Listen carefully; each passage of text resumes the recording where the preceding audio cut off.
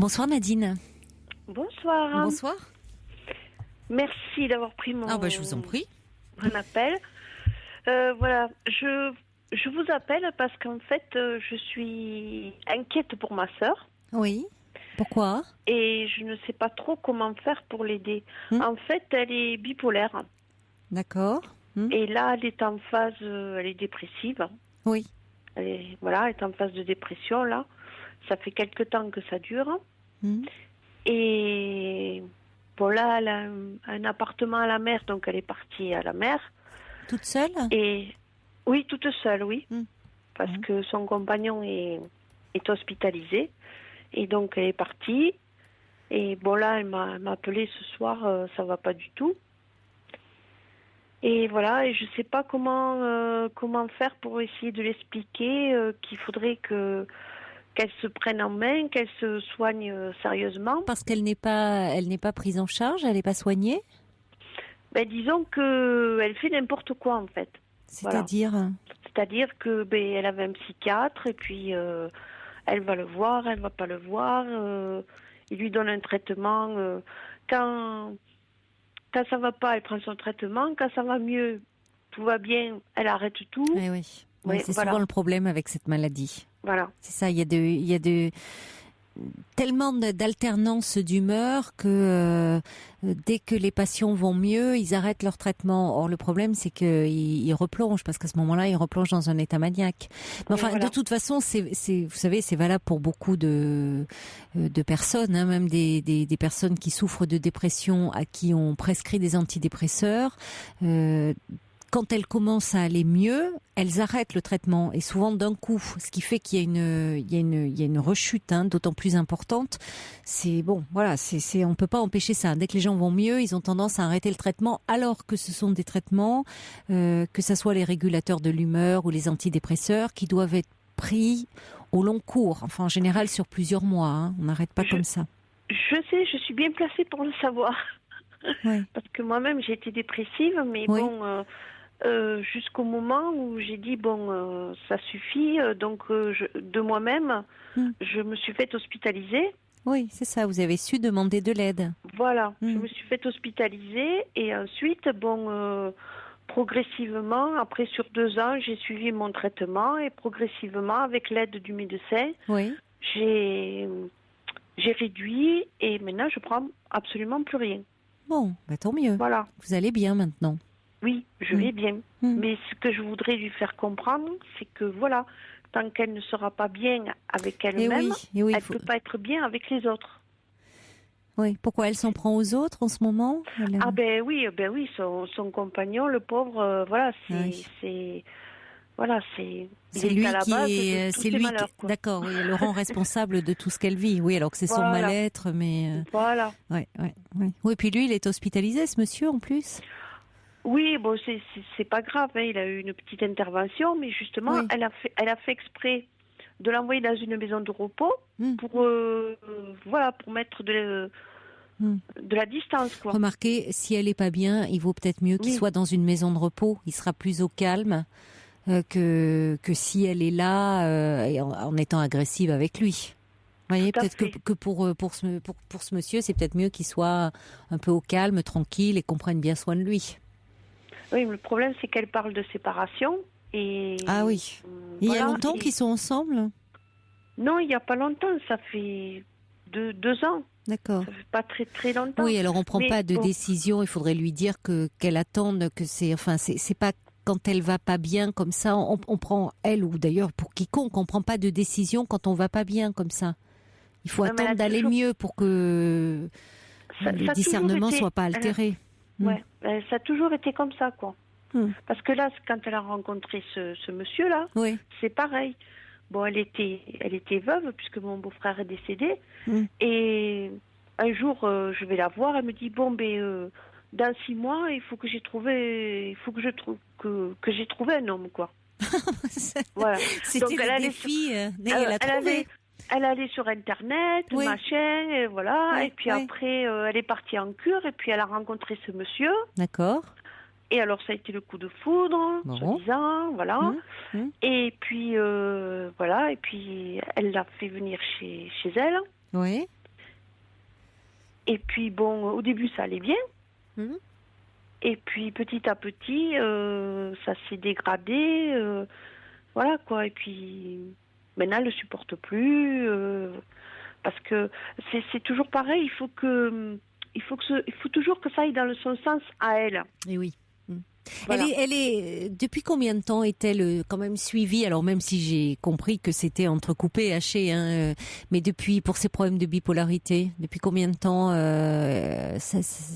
Mais en fait, elle est suivie par un psychiatre. Oui. Bon, alors cela dit, elle m'a dit qu'elle allait changer de psychiatre parce que il lui a un peu remonté les bretelles apparemment, donc forcément ça lui a pas plu. Oui. Donc ça fait, je sais pas moi, 5-6 ans à peu près. D'accord.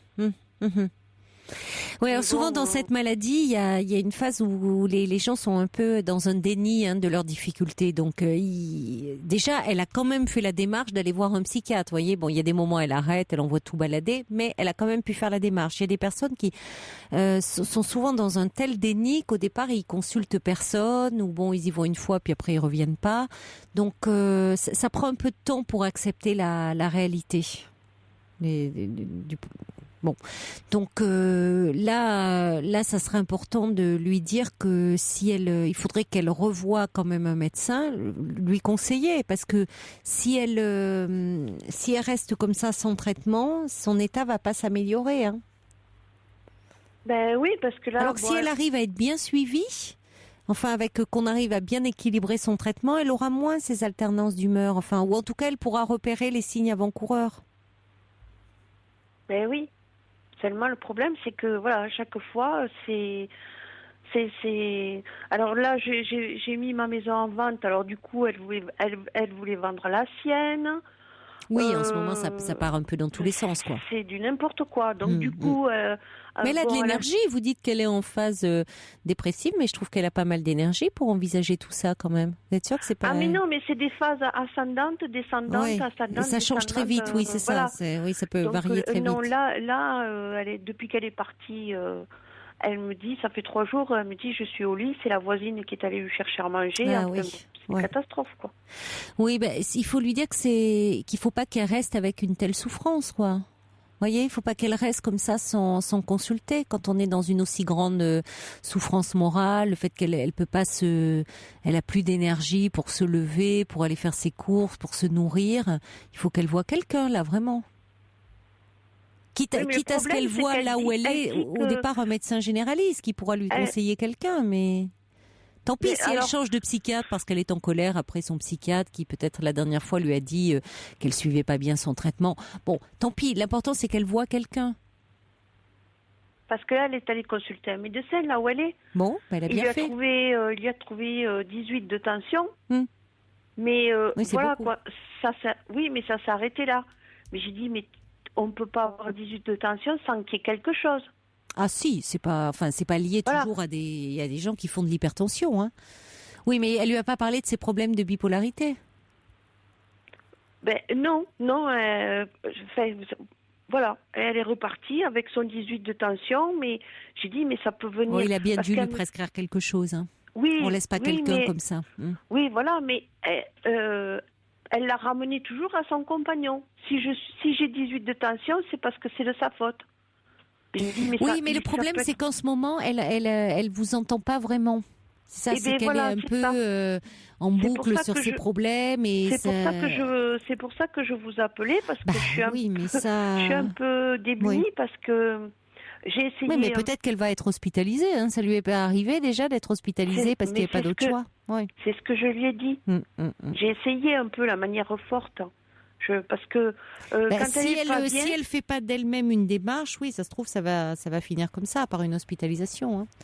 Oui, mais qui c'est qui va prendre la décision? Est-ce que vous n'en êtes pas là, hein. Peut-être qu'elle va. Oui, bien sûr, on peut toujours demander une hospitalisation à la demande d'un tiers, mais bon, pour le moment, elle est là. Elle va peut-être retourner voir le médecin. Elle va peut-être d'elle-même faire une démarche. Elle a quand même fait la démarche d'aller voir un médecin. Hein. Donc bon, pour le moment, elle est persuadée. Vous n'allez pas la convaincre que bon, elle met tout sur le dos de son compagnon. Elle ne vous entend pas quand vous dites que c'est parce qu'elle est pas bien qu'elle voit tout en noir. Elle peut pas vous entendre. Il faut déjà qu'elle puisse aller consulter, faire la démarche, reprendre un traitement, et à ce moment-là, elle verra les choses différemment. Mais pour le moment, elle vous entend pas. Ça sert à rien d'essayer de la raisonner. Et oui, c'est Tout pour ce que ça vous que pouvez je essayer sais de lui dire, c'est l'encourager à aller consulter et C'est ce que je retourner fais. voir le médecin, et en lui parlant du fait en disant qu'elle a été soignée à un moment qu'elle a vu un psychiatre pour ses troubles de l'humeur. Vous voyez, qu'elle puisse en parler au médecin. Mais oui, c'est ce que... Voilà, c'est ce que vous c'est ce pouvez que je- faire, parce que pour le moment, discuter, dire son mal-être, elle y trouve une cause extérieure, et donc c'est son compagnon qui sert de bouc émissaire. Et si vous voulez, vous allez vous dépenser beaucoup d'énergie pour pas grand-chose. Elle peut pas vous entendre en ce moment.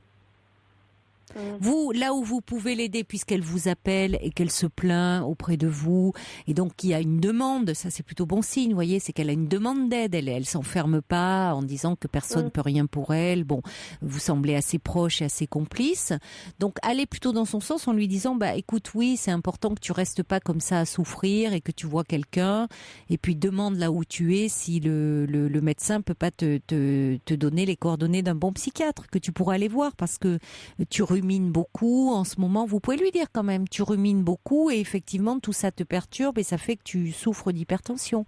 Donc il faut que tu parles et que tu prennes un traitement. Vous voyez, vous allez dans son sens en disant que c'est pas bon qu'elle reste avec toutes ces idées qui lui tournent dans la tête. Oui, c'est parce là-dessus que vous pouvez intervenir, mais la raisonner sert pas à grand chose. Oui, voilà, là, je sais plus comment m'y prendre, quoi, en fait. C'est Anne-Sophie, vous voyez, qui envoie un mail en disant tous les bipolaires font l'erreur d'arrêter leur traitement lorsqu'ils sont en phase de stabiliser et ils rechutent. Ouais. Alors, il y a Abigail qui dit, est-ce qu'il y a une manière type d'inciter une personne à aller consulter un psychologue ou une psychiatre si cette personne est dans un déni de ses problèmes? Non. Quand il y a déni, la personne, elle va pas aller consulter. Mais le médecin généraliste peut être un très bon intermédiaire, parce que c'est souvent lui qui le premier est alerté, que l'on vient voir, parce que souvent, même s'il y a un déni de problèmes, de troubles psychiques, il peut y avoir des maux, une plainte somatique. Il y a des symptômes physiques qui font que la personne vient voir son médecin généraliste en disant, voilà, je souffre de ça, j'ai des problèmes d'hypertension, j'arrive plus à dormir. Donc les médecins généralistes sont les premiers à recueillir comme ça ces plaintes et à pouvoir voir. Et ça passe mieux sous le biais d'un entretien, d'un examen physique. Et où on prend en compte l'état général de la personne, alors que évidemment le psychiatre ça fait peur. Mais au départ le médecin généraliste peut être un bon interlocuteur, hein. Voyez ? Oui, mais bon, apparemment, elle y va souvent chez le médecin, mais bon. Bon, écoutez, c'est déjà bon signe, c'est-à-dire qu'elle n'est pas dans un déni de ses problèmes. Après, c'est au médecin de faire le bon diagnostic. Alors là, c'est pas son médecin habituel. Sinon, vous ne connaissez pas son médecin ? Non, son médecin, non. Généraliste, bon, parce que sinon il est possible d'informer le médecin généraliste qui du coup sera plus à même dans son approche de pouvoir lui parler s'il est informé. Ah, ça, je peux le faire.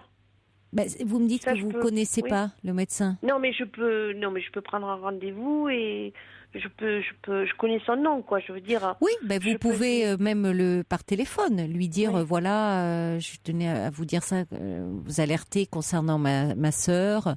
Et comme ça, lui, du coup, avec ces informations-là, quand il verra votre sœur pour ses problèmes, par exemple, d'hypertension ou d'autres problèmes de santé, il aura en tête que il y a aussi ce problème-là, et il pourra orienter un peu l'entretien à travers ces questions en disant et sur le plan de l'humeur, sur comment vous vous sentez, est-ce que vous dormez bien, est-ce que vous dormez trop ou pas assez, est-ce que vous avez de l'appétit, est-ce que vous voyez, pour pouvoir il pourra orienter un peu les choses différemment s'il est informé.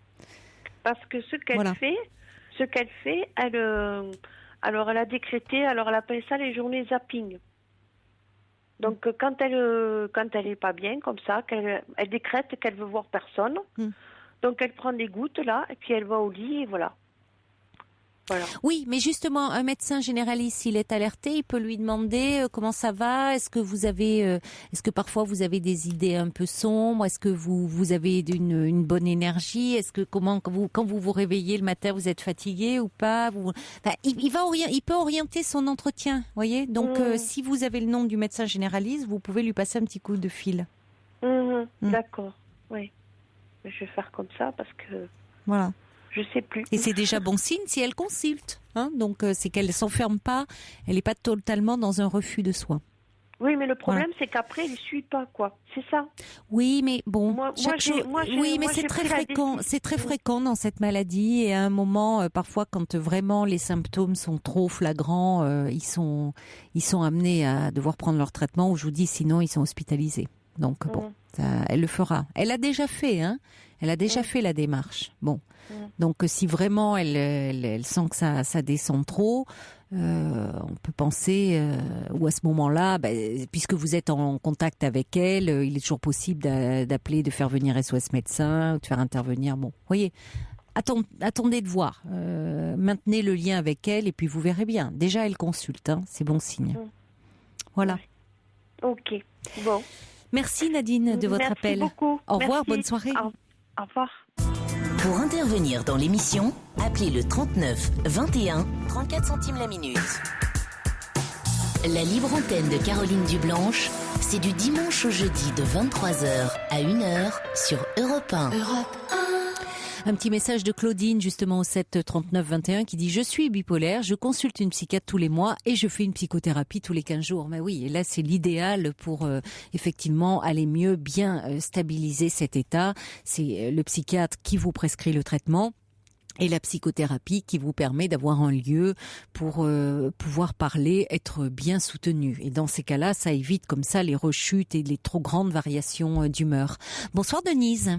Bonsoir. Bonsoir. Caroline. Et Merci, bon anniversaire alors aujourd'hui. Puisqu'on me dit que c'est votre anniversaire aujourd'hui, donc très bel anniversaire. 85 ans. 85 ans. Bon. Voilà. Vous m'avez l'air bien en forme. Ah, voilà. Faut avoir un bon mental. Et vous, c'est le cas? Vous avez un bon moral? Oui. Vous savez, tout d'abord, je me permets de vous remercier de m'accueillir. Ah c'est un plaisir. Et je vous écoute chaque soir depuis vos tout débuts. Ah, vous êtes une vraie fidèle alors de l'émission. Très. Oui. Une vieille fidèle. Ah oui. Vous dormez peu alors? Vous écoutez jusqu'au bout? Pardon, je regarde la télévision. Oui. Il faut, c'est une façon de parler. L'émission n'est pas terminée pour avant 23h. J'éteins parce que Europe 1, c'est sacré pour moi, tous les soirs. Ah, écoutez, merci. Faut dire les choses même si l'émission n'est pas terminée. N'est pas terminée. Ah oui, c'est pas frustrant ça de... Top Chef ou compagnie. Vous regardez Top Chef. Et c'est pas frustrant de pas aller au bout de l'émission, de pas connaître la fin? Non, à 23h, vous branchez sur Europe 1. Non. Bon. Alors, moi, je vous écoute depuis longtemps. Et si ce soir, je vous appelle, c'est pas, finalement, même pas, de parler de, comment dirais-je, de mes problèmes, de mes soucis, ou de mes chagrins, ou de la maladie. Moi, je pense que cela a été ma vie, d'ailleurs. J'ai fait avec, et puis les années ont passé, et j'arrive, comme je vous dis, non pas à un certain âge, mais à un âge certain, puisque aujourd'hui j'ai eu 85 ans. Eh ben, je suis contente. J'ai bu mon petit coup de Jurançon. Vous avez bien eu raison. Pas toute seule, hein. J'avais mon fils qui était là. Vous auriez pu, même toute seule. Bon, c'est moins drôle. C'est moins drôle. Donc, en plus, ce matin, comme mon fils et ma belle-fille venaient avec les enfants, je me dis, je vais, comme on appelle dans le Nord Finistère, je vais aller au bourg, à la pâtisserie. Je reviens avec mon gâteau. Oui. Et je ne sais pas comment j'ai fait mon compte. Comme je dis, verticalement, je fais 1m47 tout déplié. Je me suis retrouvée étalée sur le trottoir. J'ai chuté. Oh non, aujourd'hui? Et ce soir, j'ai l'œil au beurre noir. Mais en fait, ça fait rien. Ma pauvre Denise, mais alors vous êtes fait mal en plus. J'ai eu du mal à me relever. Et il n'y a pas quelqu'un qui est venu vous relever, vous aider à vous relever? J'ai eu du mal, personne. Il y a des voitures, et pourtant j'étais visible. Hein. Les voitures sont passées. Personne s'est arrêté. Ils ont dû se dire, c'est une vieille, il faut la laisser. Elle avait trop bu du rançon. Voilà, c'est ça en fait. C'était avant ou après le petit verre de Jurançon? C'était cet après-midi, le Jurançon. Bon, ça va, vous n'aviez... Et non, mais vous vous êtes pas loupé alors si vous êtes fait un œil au beurre noir? Voilà. Ouais. Oh, j'ai mis arrivé à la maison, j'ai regardé si le gâteau n'avait pas trop souffert. Non, pas trop. Non. Ah, c'était ce qui vous préoccupait, c'était le Oui, gâteau. oui, Vous avez oui. vu votre œil au beurre Et noir puis- après. Vous avez vu le médecin? Non, pas du Non. tout. L'arcade sourcilière était un peu abîmée, mais j'ai mis un glaçon dessus, puis j'ai mis hop, ça Ben passera. oui, il n'y avait pas besoin de recoudre, il n'y avait pas besoin... parce que- Non, je ne pense pas. J'ai eu Ah, vous êtes l'occasion dur au mal, hein? Oui, très. Mm. Quoi qu'il m'arrive, j'ai toujours dit, quoi qu'il m'arrive, même dans les grands chagrins, ça pourrait être pire. Je Oui. vous ai déjà téléphoné pour témoigner concernant le cancer du sein. Ça fait 11 ans et demi, je suis en rémission. Ah, bah c'est formidable. Oui. Donc Voilà. là, en plus, oui. Mais l'âge que vous avez maintenant, vous êtes tranquille, là. Oh, ma foi. Oh oui. Oui. Ma foi. 11 ans et demi, c'est une belle rémission, hein. Et Oui. je vous avais téléphoné aussi, puis comment dirais-je, le 30 juin, ça fait le 30 juin 2008, j'ai perdu un fils qui s'était suicidé par pendaison. Ouais. Il y a 3 ans, dans 8 jours, à 3 ans, j'ai enterré une fille aussi, après 5 ans de grande souffrance avec le cancer. Je ne sais pas ce qui fait que... Je ne sais pas si c'est suite quand on m'avait annoncé que j'avais le cancer, parce que quand le chirurgien m'a annoncé ça, j'ai avalé ma salive et le regardant, je lui ai dit « Ah bon, vous parlez d'une nouvelle, vous ?» Je dis « On va se battre, quoi. » Et je ne sais pas si c'est de ça. Dans les moments très douloureux, je ne peux plus pleurer. Ça, c'est quelque chose, quand même. Je ne peux plus pleurer. Mais si vous le savez, le mal que ça me fait... Oui, de ne pas pouvoir pleurer. Oui, je ne Ben peux oui, plus. je comprends. Oui, non, mais c'est vrai qu'on dit souvent, on dit aux personnes non, ne pleurez pas ou autre, mais c'est très libérateur les larmes. Hein. Ça fait Oui, du bien oui, de pouvoir pleurer. Oui, parce que comme je vous écoute tous les soirs, je vous entends donner des conseils et vous avez beaucoup de mérite. Hein. Ah ça se voit que c'est votre profession parce que des fois vous êtes patiente. Hein. Ah il vaut mieux. Ah oui, il vaut oui, mieux. Oui, mais alors dites-moi, votre fils, votre belle-fille ont dû être contrariés quand ils vous ont vu comme ça. Ma belle-fille me voit et me dit mais qu'est-ce qui t'arrive, Denise? Oui. Je dis, oui.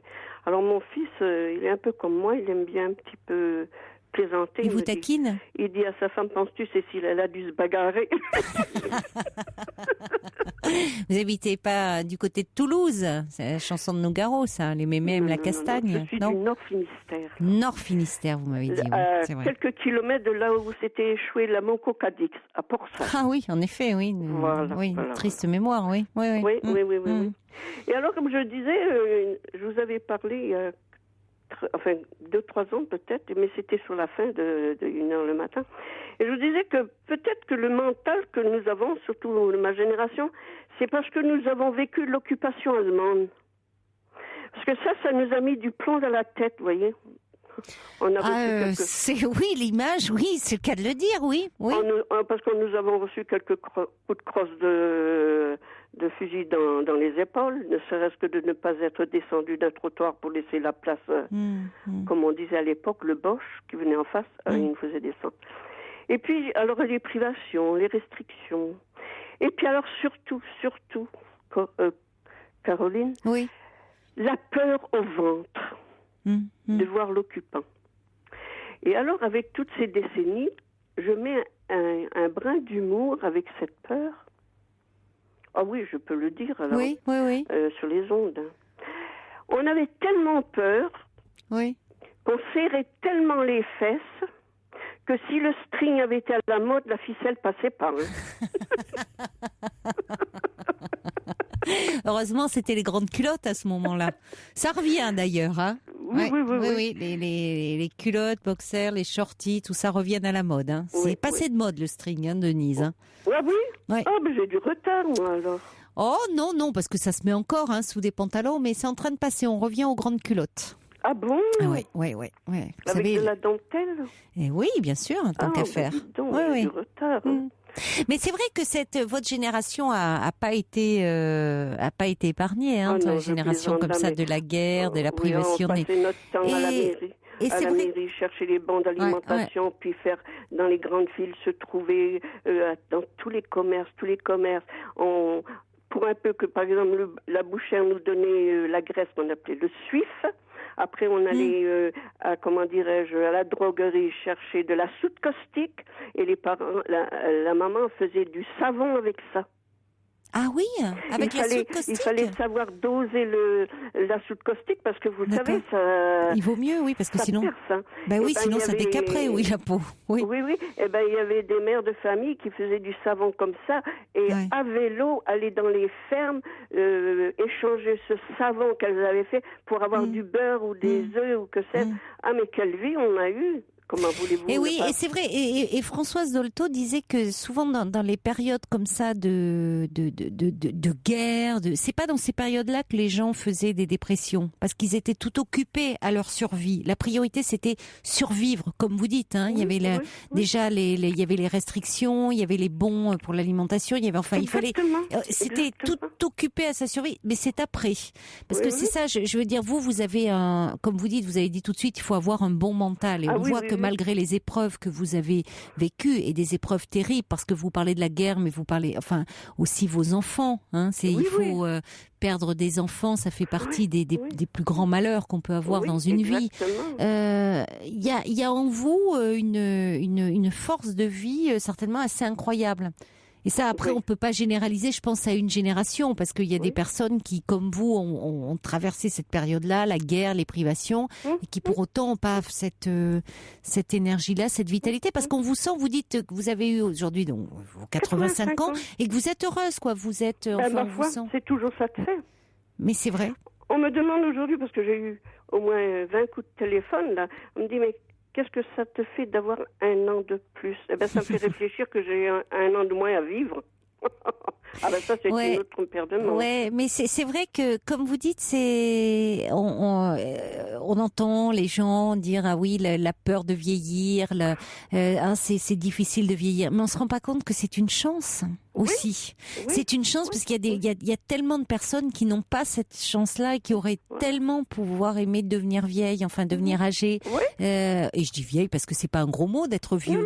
Et je trouve réconfortant de vous entendre, et je trouve c'est là où je me dis que c'est très important aussi. Vous voyez, on en parlait avec Blandine, les grands-parents, parce que je trouve que par exemple pour les petits-enfants, pour des adolescents, d'avoir comme ça un grand-père, une grand-mère qui a traversé des épreuves, et parfois des épreuves terribles de la vie, et qui est là, et qui tient debout, et qui malgré tout, comme vous dites, savoure la vie, parce que quand vous savez aussi qu'elle vous est comptée, puisque forcément, à partir d'un certain âge, on est plus proche de la fin de sa vie le plus tard possible que du début.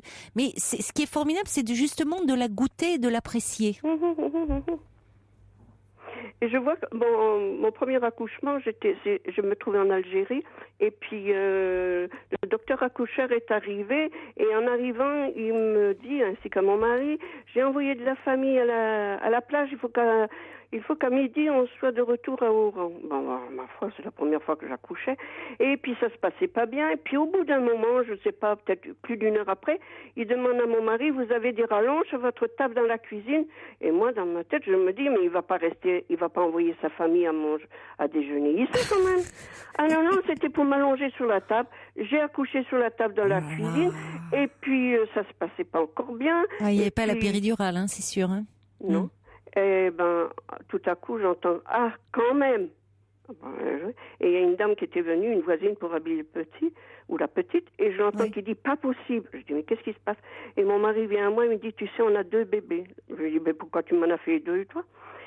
J'avais des jumelles, je savais même pas que j'étais enceinte de 2. Il y a une qui est née à midi 20, l'autre à 1h moins 20, à 1h moins 10, le docteur avait ras-le-bol, sûrement, il est parti. Et j'étais toujours sur la table. Et il vous a laissé comme ça sur la table? Comme ça. C'était un premier accouchement et vous aviez 2 bébés? Voilà. Oui, quelle surprise ça devait être. Oui, parce qu'à ce moment-là, il n'y avait pas les échographies et tout pour voir. Donc, et 2 bébés, bon. Il y avait une qui faisait 2 kilos un peu passé, et la deuxième faisait le kilo à peine. Pas mis en couveuse ni rien. Il est parti, c'est ça, il est parti, il avait son déjeuner, lui, et donc vous êtes resté... Il allait chercher sa famille, il fallait qu'il... Oh non, mais attendez, ma vie, c'est un roman. Oh oui, incroyable, oui. Il fallait être résistante, hein. Voilà. Et puis on fait avec, Vous dites. Alors après, parce que j'ai eu 5 enfants, après quand j'accouchais, je demandais pas moi si c'était fille ou garçon, je dis il y a que un au moins. Bon, oui, c'était ce qui vous préoccupait, oui, je comprends. Et je me disais, vous étiez soulagée, ouais. Après cette réflexion, je me dis, et peut-être que si cette fois-ci il y en avait 3, ah ben j'ai dit, oh là là là là. Mais enfin bon, vous savez, la vie, ouais. Des fois, je sais pas, c'est peut-être pas un roman, mais... Ah si, mais toute vie est un roman, oui. Si. Puis il faut se dire, quoi qu'il arrive, ça pourrait être pire. On m'a annoncé que j'avais le cancer, j'avais 73 ans. Je me dis, il faut que je me sorte de là. Ouais. Parce que je me dis, ton dernier a 36 ans. Ouais. On t'aurait annoncé ça 30 ans plus tôt, il n'en a eu que 6 ans. Et bien à partir de là, tu fonces. Hein. Je ne sais pas dans quoi ou où, mais oui. Faut foncer. Il y a des messages pour vous qui arrivent. Il y a Catherine qui dit très bon anniversaire à vous, Denise. Vous êtes adorable. Belle vie à vous, Catherine qui vous embrasse. Et puis il y a Philibert qui dit attention, n'abusez pas du Jurançon, Denise. Non, Quel plaisir d'entendre votre amour pour la vie. J'espère être comme vous à cet âge. J'ai encore le temps parce que j'ai 20 ans, dit Philibert. Oui. Et puis Yann Ejoute qui dit moi quand je serai grande, je veux ressembler à Denise, que j'embrasse bien fort. Il y a Val qui dit bon anniversaire, madame, et merci pour votre témoignage qui me fait penser à ma mère qui n'est malheureusement plus de ce monde. Et puis il y a Sergio aussi qui se permet de vous faire une grosse bise. Voilà. C'est très gentil. Voilà, de tous les auditeurs. Ces prénoms-là, je les entends dans l'émission. Mais bon, là, il vous embrasse bien fort. Il y a Violaine qui dit très bon anniversaire, Denise. Heureusement, vous ne vous êtes rien cassé en tombant. C'est bon signe. Ça veut dire que vous ne faites pas d'ostéoporose. Voilà. Vous êtes une résistante, hein. Oui. Mon fils a pris en photo mon œil. Ouais. Et puis c'était rouge. Et puis à un moment donné, il me dit, tu sais, maman, ça tourne au violet. Ouais. Oui, vous avez un bel œil au beurre noir. Oui, ça c'est sûr. Oui. Vous avez un beau coquin. La raie au beurre noir. Bon, je vous embrasse, Denise. Ça a été un plaisir de vous entendre. Et encore une fois, très bel anniversaire. Vraiment. Merci 1000 fois de m'avoir accueilli. Et à l'année prochaine, qu'on vous souhaite le prochain. Si Dieu veut, c'est lui qui commande. Il n'est pas bavard. Il n'est pas qu'on lui désobéisse. Non, restez comme vous êtes, en bonne forme, comme ça, en bonne santé. Je vous embrasse. Beaucoup, moi de même. Au revoir. Au revoir. Europe 1, il est 23h.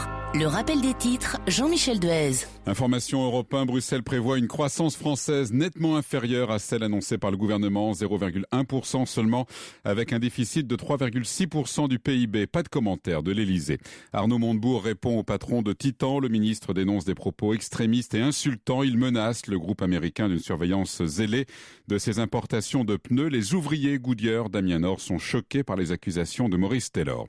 Au Cameroun, toujours aucune nouvelle des 7 Français enlevés hier. Des gendarmes ont été envoyés dans le nord du pays pour l'enquête. Ségolène Royal devrait être nommée à la vice-présidence de la Banque publique d'investissement. Elle précise qu'il ne s'agit pas d'une nomination gouvernementale.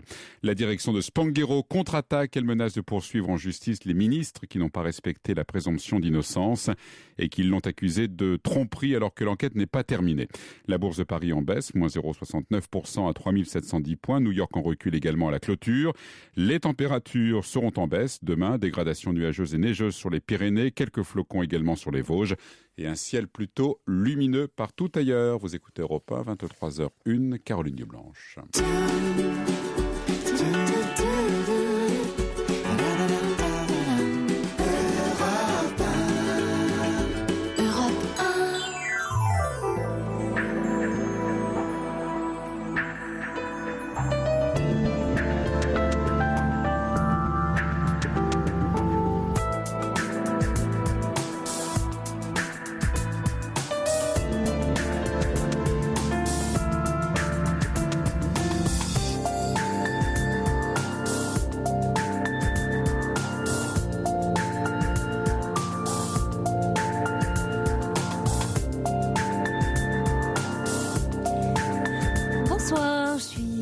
De vous retrouver pour 2 heures de direct, 2 heures volées à la nuit pour prendre le temps de se poser après le tourbillon de la journée, prendre le temps de se parler, de s'écouter. Alors jusqu'à 1h, je vous invite à appeler au 39 21 où vous attendent Paul et Jeanne, ainsi que Philippe Chartier qui réalise l'émission. Et bien sûr, vous pouvez également vous manifester en envoyant vos mails sur le site europe1.fr ainsi que vos SMS au 7 39 21 en commençant vos messages par le mot nuit. Europe 1, Caroline Dublanche. Bonsoir Blandine. Oui, bonsoir. Bonsoir. Bonsoir, vous m'entendez bien? Oui, très bien. Oui, donc en fait, je vous envoyais un mail. Oui, que j'ai sous les yeux. Voilà, donc j'ai un petit garçon qui a 5 ans. Oui. Et donc en fait, pour les vacances scolaires, pour que ce soit l'été ou les vacances d'hiver, ou tout ça, je suis obligée de me partager entre mes beaux-parents et mes parents.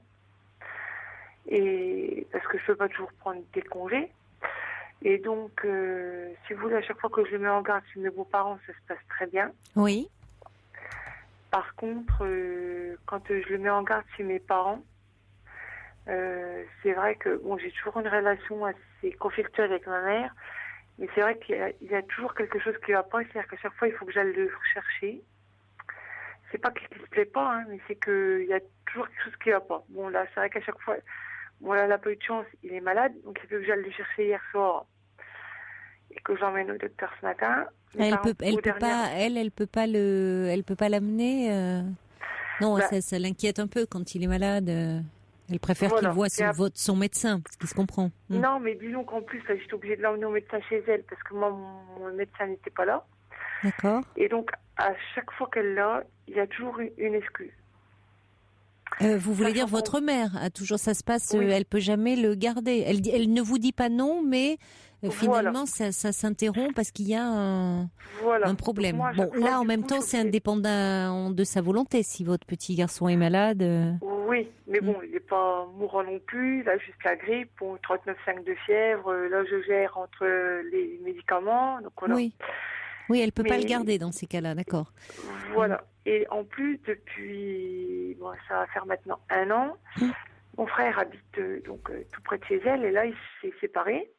Donc, il y a à peu près 1 an. Et donc, lui, il a 2 petites filles. Oui. Une de 7 et une de 3. Oui. Et donc, en fait, là, ce matin, on a essayé d'en parler. Et donc, à chaque fois, ça part au clash. Je vous le dis. Oui. Et donc, le souci, c'est que ce matin, par exemple, elle me dit... Donc, mon frère habite à 4 ou 5 kilomètres de chez mes parents. Oui. Donc, ce matin, elle me dit, oui, tu comprends, si tu étais plus près, le problème ne se poserait pas. Je lui dis, si, le problème, il serait le même. Il serait malade, il faudrait le soigner, le problème ne se poserait pas là. Et en fait, depuis que mon frère s'est séparé, j'ai l'impression qu'elle veut compenser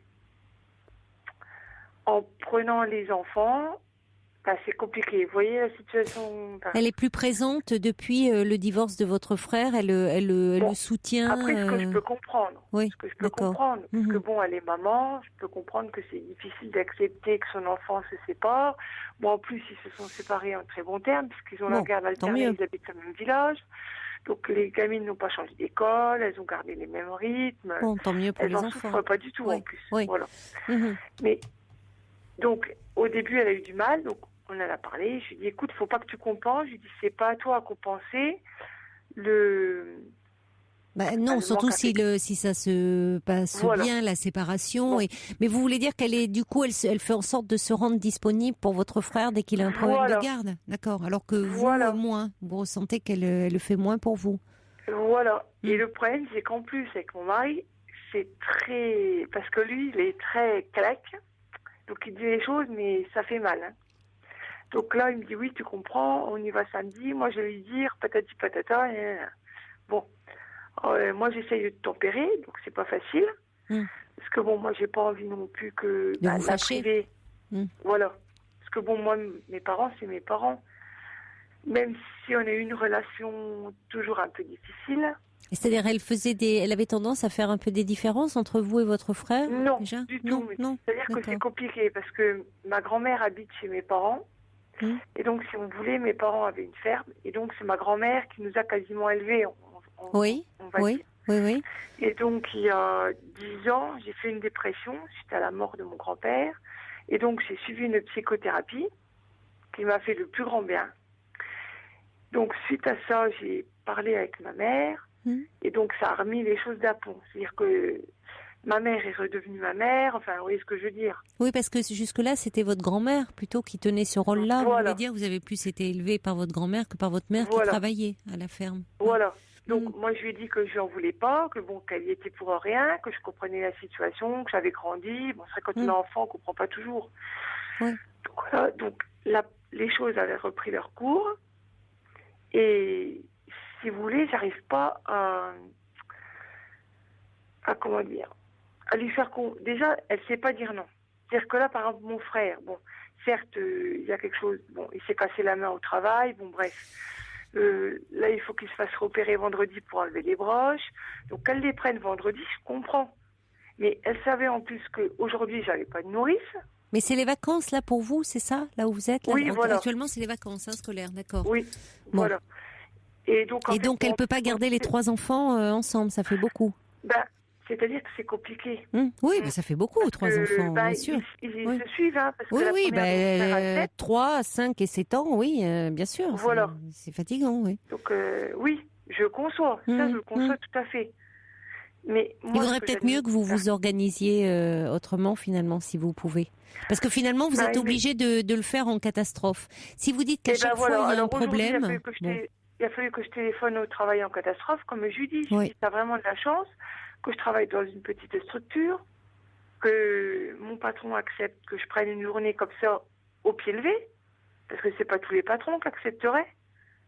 Hein, que je travaille pas en usine, que je suis pas obligée d'avoir un poste claque. Oui, mais c'est pour ça qu'il vaudrait mieux que vous ayez une solution de rechange, puisque vous dites que finalement, à chaque fois que vous demandez à votre mère, il y a quelque chose qui se passe qui fait que elle peut pas garder votre petit garçon. Elle le verra quasiment plus alors. Parce que elle le verra pour le plaisir, mais il y aura pas de contrainte. Si, pourquoi elle le verrait pas? Elle le verra, mais pas parce que vous êtes, vous, empêché, qu'il y a quelque chose qui a un problème. Et peut-être que du coup, elle se sentira moins dans le côté contrainte. Parce que là, par exemple, elle me dit, oui, tu comprends comment je vais faire cette nuit. Moi, j'ai passé l'âge de me lever toutes les 4 heures pour lui donner les médicaments. C'est vrai, peut-être. C'est vrai, peut-être aussi. Elle est âgée, votre mère? Elle a 60... Elle aura 60 l'année prochaine. Oui, elle est jeune encore. Oui. Bon, mais elle est angoissée. Non, elle aura 60 cette année, en 2013. Oui, elle est jeune. Oui, mais elle est angoissée, peut-être. Vous voyez? Peut-être que... Je pense que c'est ça, en fait. Qu'elle stresse. Peut-être qu'elle se dit, un enfant malade, il fait une poussée de fièvre, que, vous voyez, il y a une angoisse et que dans ces cas-là, elle préfère que ça soit vous, ses parents, qui soyez à côté, parce que peut-être que ça l'angoisse, finalement. Ça l'inquiète, donc quand tout va bien, ça va. Le problème, c'est que bon, si elle me l'avait dit plus tôt, moi j'aurais dit à ma belle-mère qu'elle le prenne toute la semaine. Oui, si votre belle-mère peut être présente et elle... ça, elle aurait pu. Oui, mais le problème, c'est qu'après, je vois, par exemple, en début d'année... Mais là, vous pourrez, quand il va avoir... ça peut être 2-3 jours, et après, il peut aller mieux, et à ce moment-là, votre mère sera rassurée, et elle pourra le prendre. Bon, mais le fond du problème, c'est que ça vous perturbe parce que finalement, ça vous renvoie un peu vous à enfant où votre mère, elle n'était pas disponible pour vous parce qu'elle travaillait, c'était votre grand-mère qui vous gardait. Vous avez l'impression qu'aujourd'hui, ça continue vis-à-vis de votre fils. Ça vous ramène à des souvenirs d'enfance un peu. Je me dis, elle en profite pas en fait. Oui, mais c'est plus vous qui en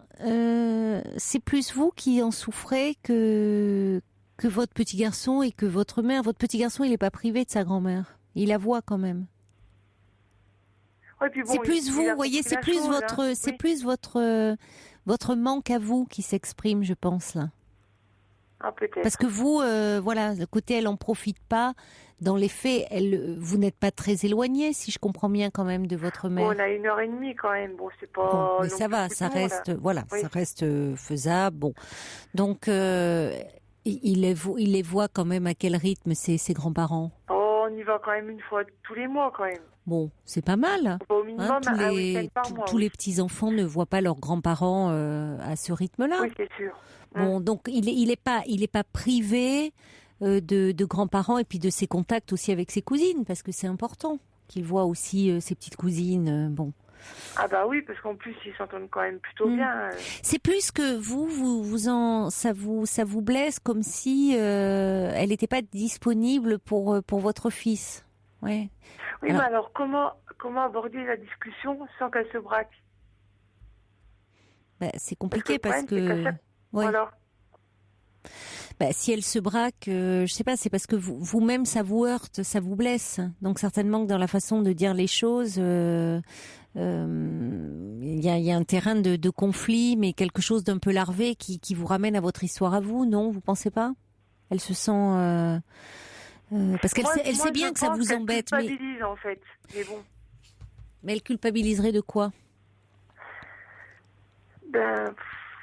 C'est compliqué parce que c'est vrai qu'elle n'a pas eu une vie facile et puis je me dis est-ce qu'elle parce qu'en fait je pense qu'elle culpabiliserait parce qu'elle laisserait elle me dit oui tu comprends je peux pas laisser ton frère comme ça.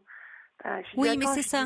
C'est que elle se dit que vous êtes en couple, que voilà. Donc bon voilà. ça va bien dans votre couple, bon vous pouvez compter sur votre mari, alors que elle se fait du souci pour votre frère.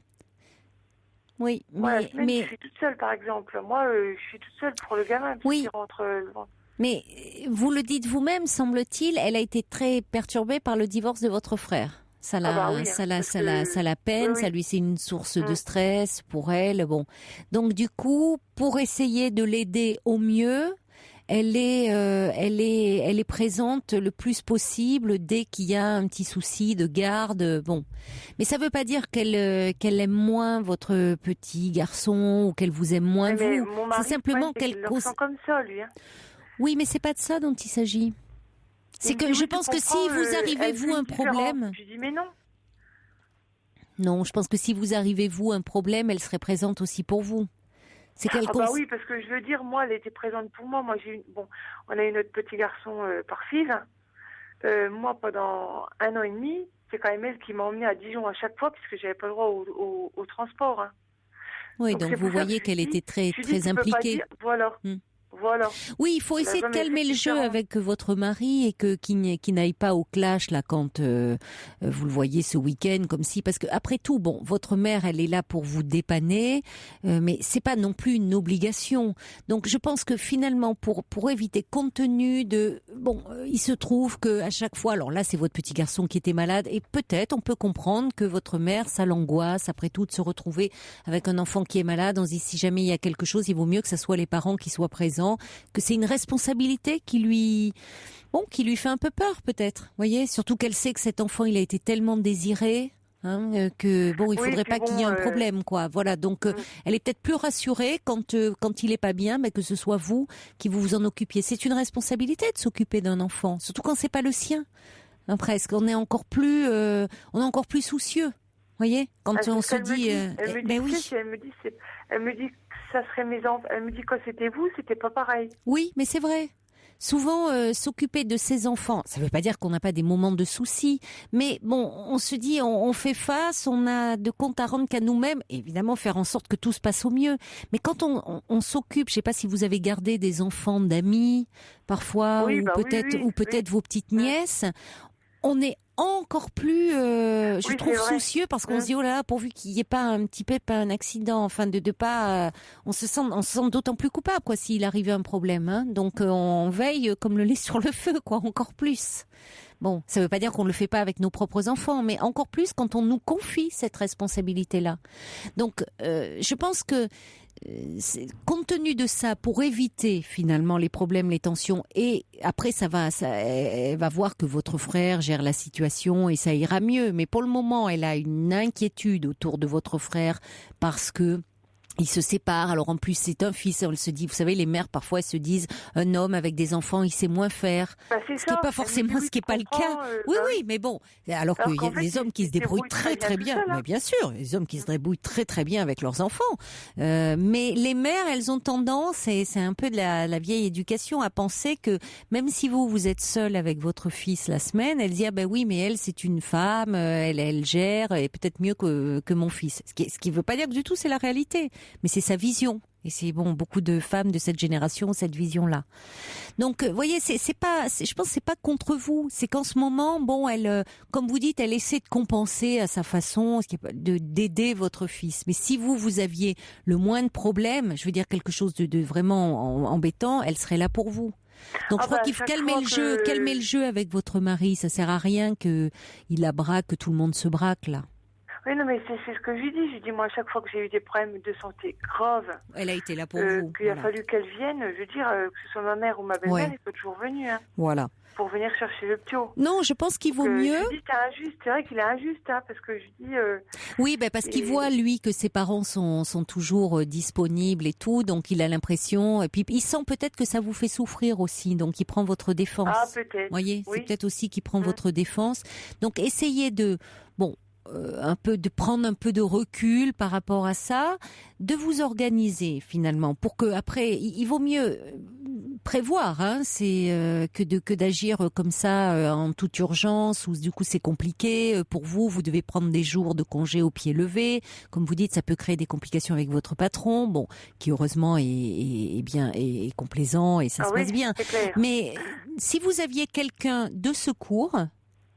Parce qu'en plus, c'est quand même à 1h30, vous voyez, il faut vous rendre chez votre mère et tout. Quelqu'un de secours, que vous pourriez appeler comme ça en cas de besoin, vous seriez plus tranquille. Personne, moi, ici, hein. Ça peut se trouver. Si vous, en demandant autour de vous, en demandant à d'autres mamans, peut-être, voyez, renseignez-vous à l'école. Les mamans entre elles ont tout un réseau, hein.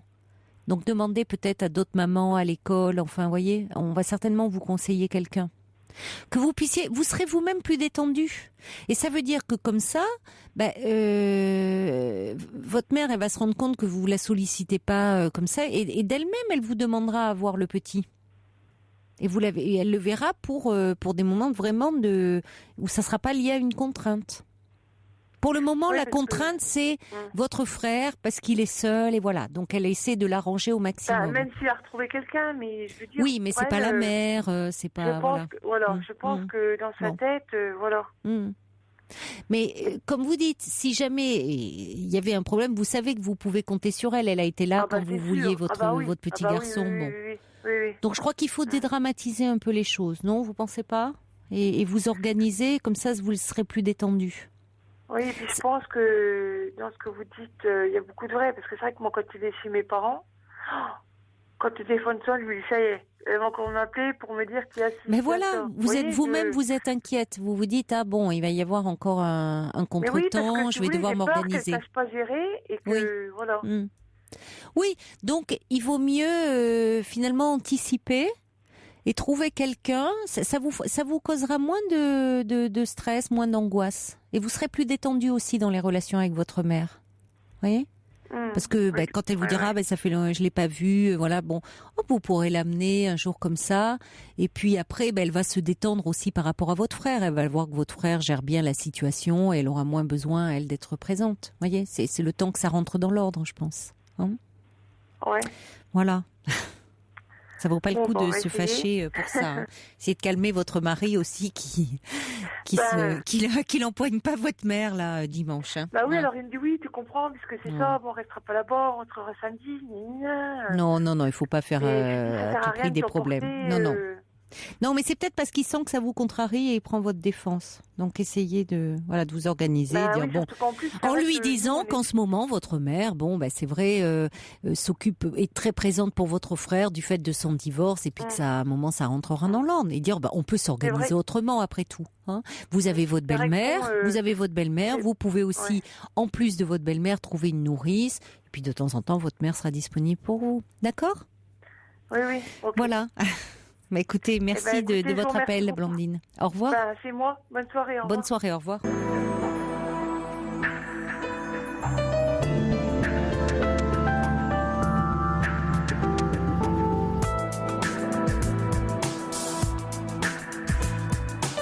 La nuit se poursuit sur Europe 1 avec tous vos appels au 39 21 et également vos réactions qui arrivent par mail sur le site europe1.fr ainsi que par SMS au 7 39 21 en commençant vos messages par le mot nuit. Alors entendre Denise qui fêtait ses 85 ans aujourd'hui vous a mis en joie, en croire vos messages.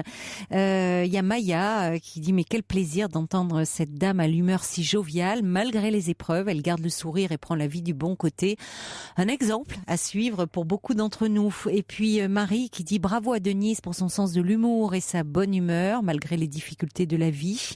Oui, c'est un privilège de vieillir que beaucoup d'entre nous n'auront pas. J'ai perdu ma sœur il y a quelques mois et depuis, je ne regarde plus les personnes âgées de la même façon. Je les regarde comme des personnes qui ont survécu à des moments difficiles. Très bon anniversaire à vous.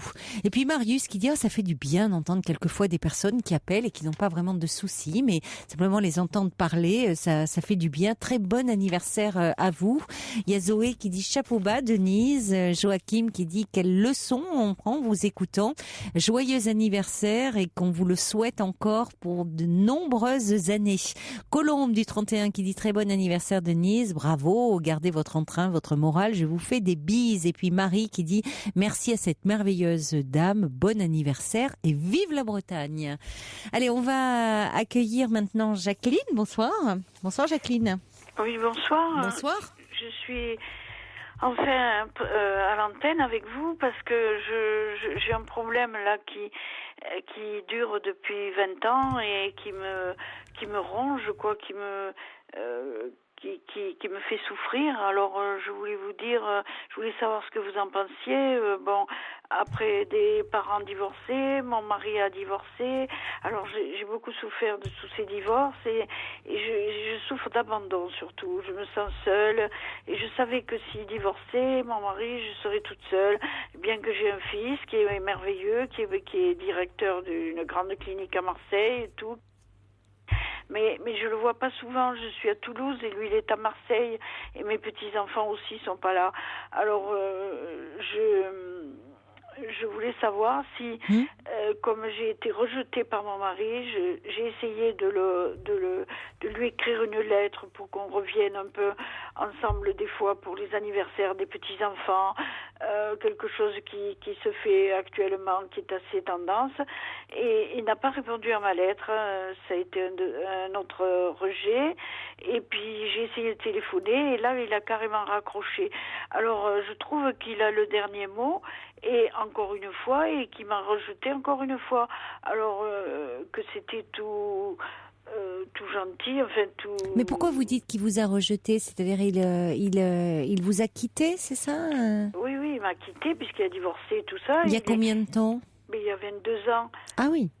Et là j'ai essayé à des petits-enfants maintenant de 9 ans et 2 ans, pour eux se retrouver pour les anniversaires des enfants et voilà, 2 ou 3 fois par an. Oui, mais lui, peut-être qu'aujourd'hui, il est en couple, non? Il est avec quelqu'un? Non, j'ai su par mon fils qu'il avait, pendant 12 ans, il était avec quelqu'un et cette personne avait l'air bien et elle l'a plaqué et elle l'a quitté. D'accord. Elle est tout seule. Alors je me disais, à Noël, j'y suis allée pour la Noël chez mon fils, voir les enfants et tout. Oui. Et lui, il y est allé pour le premier de l'an. Au lieu d'aller un par un, pourquoi on n'irait pas ensemble? Oui, vous auriez aimé réunir la famille. Un papy, une mamie, et qui constitue une vraie famille pour les enfants. Et parce qu'ils comprennent bien qu'il y a un problème, que je suis malheureuse, que j'ai jamais pu refaire surface.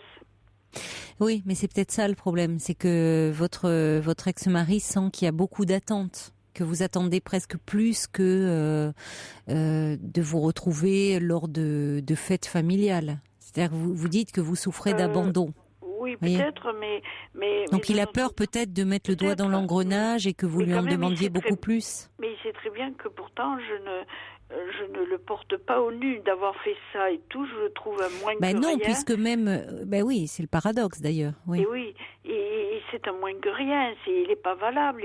Il est nul plus que nul, puisque il avait une vraie femme. J'ai été éducatrice spécialisée. J'ai fait carrière au Conseil général et tout ça. Enfin, je suis pas n'importe qui quand même. Hein. J'ai des biens et tout, et je suis pas mal physiquement.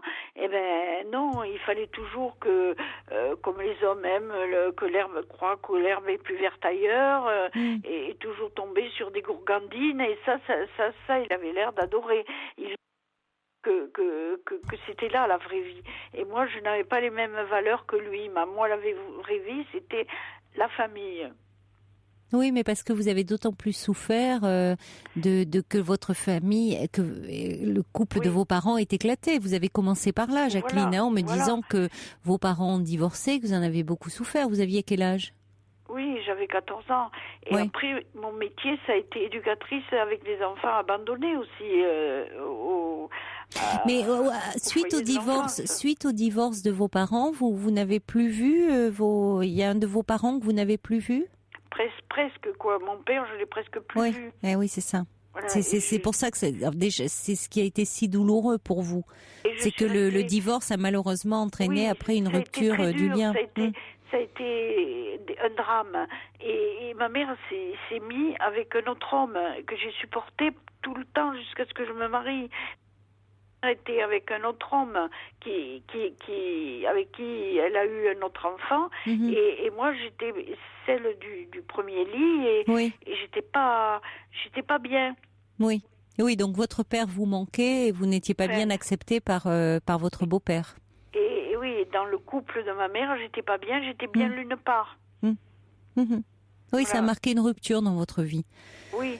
Et donc mon mari, il a cru que j'étais très riche, il a voulu se marier avec moi, et moi je croyais que c'était le prince charmant, qu'il me voulait. Mais il a été pendant un temps, il a été un bon mari pendant un temps, mais après il vous a quitté malheureusement. Il n'y avait pas tout l'argent pour avoir la belle vie qu'il souhaitait, qu'il fallait beaucoup travailler, qu'il fallait. Alors il a abandonné parce qu'il était beau physiquement. Alors il avait des belles femmes qui le voulaient, qui lui ont de faire le tour du monde, d'avoir la belle vie comme il voulait. Mais après, il s'est rendu compte que c'était une voleuse, elle lui a volé de l'argent qui était pour mon fils, que les grands-parents avaient mis de côté, elle l'avait volé. Il s'est rendu compte que c'était des sales femmes. Mais il a mis le temps, il en a profité pendant 12 ans ou comme ça. Et après, il en a trouvé une qui était bien. On a dit, tiens, c'est une femme bien qu'il a trouvée. Eh bien, celle-là, elle l'a laissée, voilà. Elle est partie vivre avec ses enfants et ses petits-enfants. Bon, bah écoutez. Alors, et moi, je me disais, je pourrais le récupérer que pour quelques petites fêtes comme ça pour les enfants. Mais pourquoi le récupérer, puisque vous dites finalement que vous dites qu'il n'en vaut pas la peine alors ? Il n'en vaut pas la peine, mais au niveau des enfants, pour les petits enfants. Mais est-ce que vos enfants le demandent ? Est-ce que vos enfants le demandent ? Parce que finalement, ils vous voient et ils voient leur grand-père aussi. Oui. Bon, donc c'est plus vous qui voudriez comme qu'il y ait une unité familiale, mais qui serait, cette unité. Mais mais j'entends bien. Alors je voulais leur offrir ça. Oui, mais vous, c'est parce que vous vous projetez dans vos petits enfants. Vous pensez que vous en avez manqué, donc que vos petits enfants ça va leur manquer. Mais vos petits enfants, ils ont leurs parents, Jacqueline.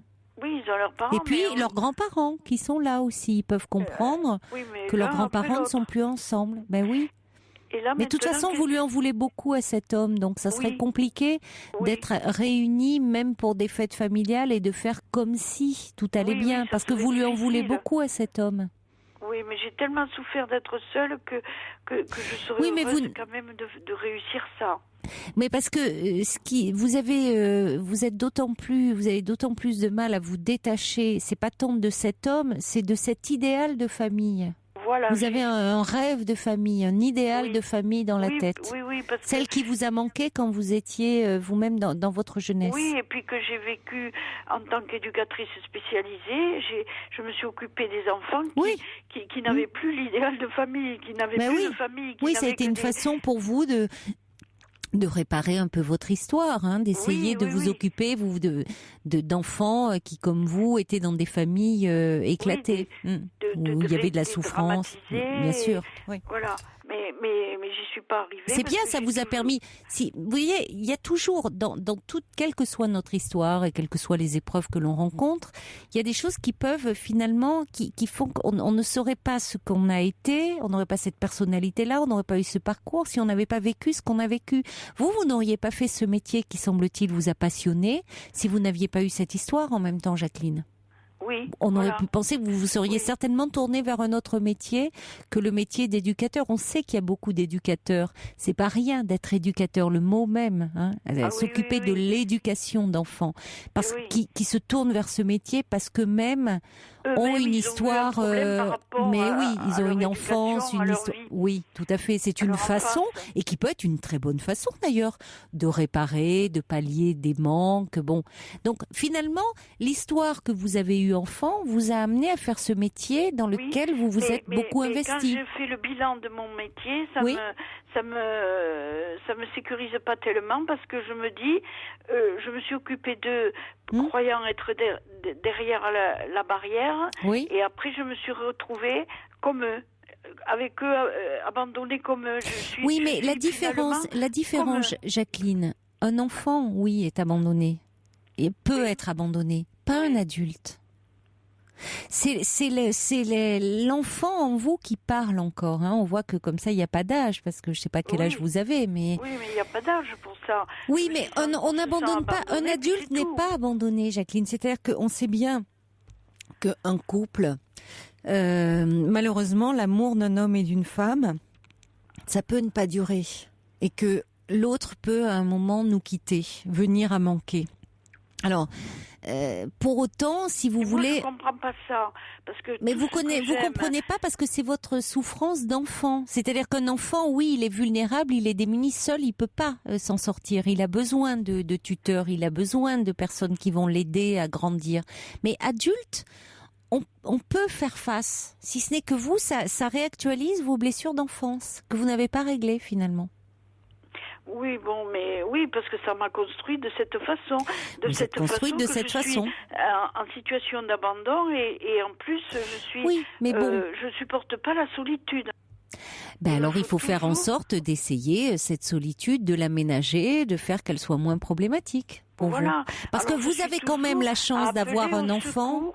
Les amis, j'appelle à droite à gauche, je suis des fois assez usant tellement pour les personnes certainement, oui. Et pour moi aussi parce que j'appelle pour aller à tel spectacle, à tel endroit, à telle chose, pour pallier à ma solitude plutôt que de rester face à moi-même là entre quatre murs quoi. Il faut que je sorte, mais après tout, si vous sortez, si vous pouvez voir vos amis, et très bien que vous êtes entouré, très bien, mais il faudrait que vous arriviez quand même à être moins angoissé quand vous êtes seul. Parce qu'il peut y avoir, si vous voulez, parce que en plus vous n'êtes pas, si j'entends bien, vous avez des amis avec qui vous pouvez sortir, aller au spectacle, vous avez votre fils, vous avez des petits enfants, donc vous n'êtes pas seul. Vous pouvez à un moment vous sentir un peu isolé, mais vous n'êtes pas seul. Vous êtes entouré quand même de gens qui vous aiment.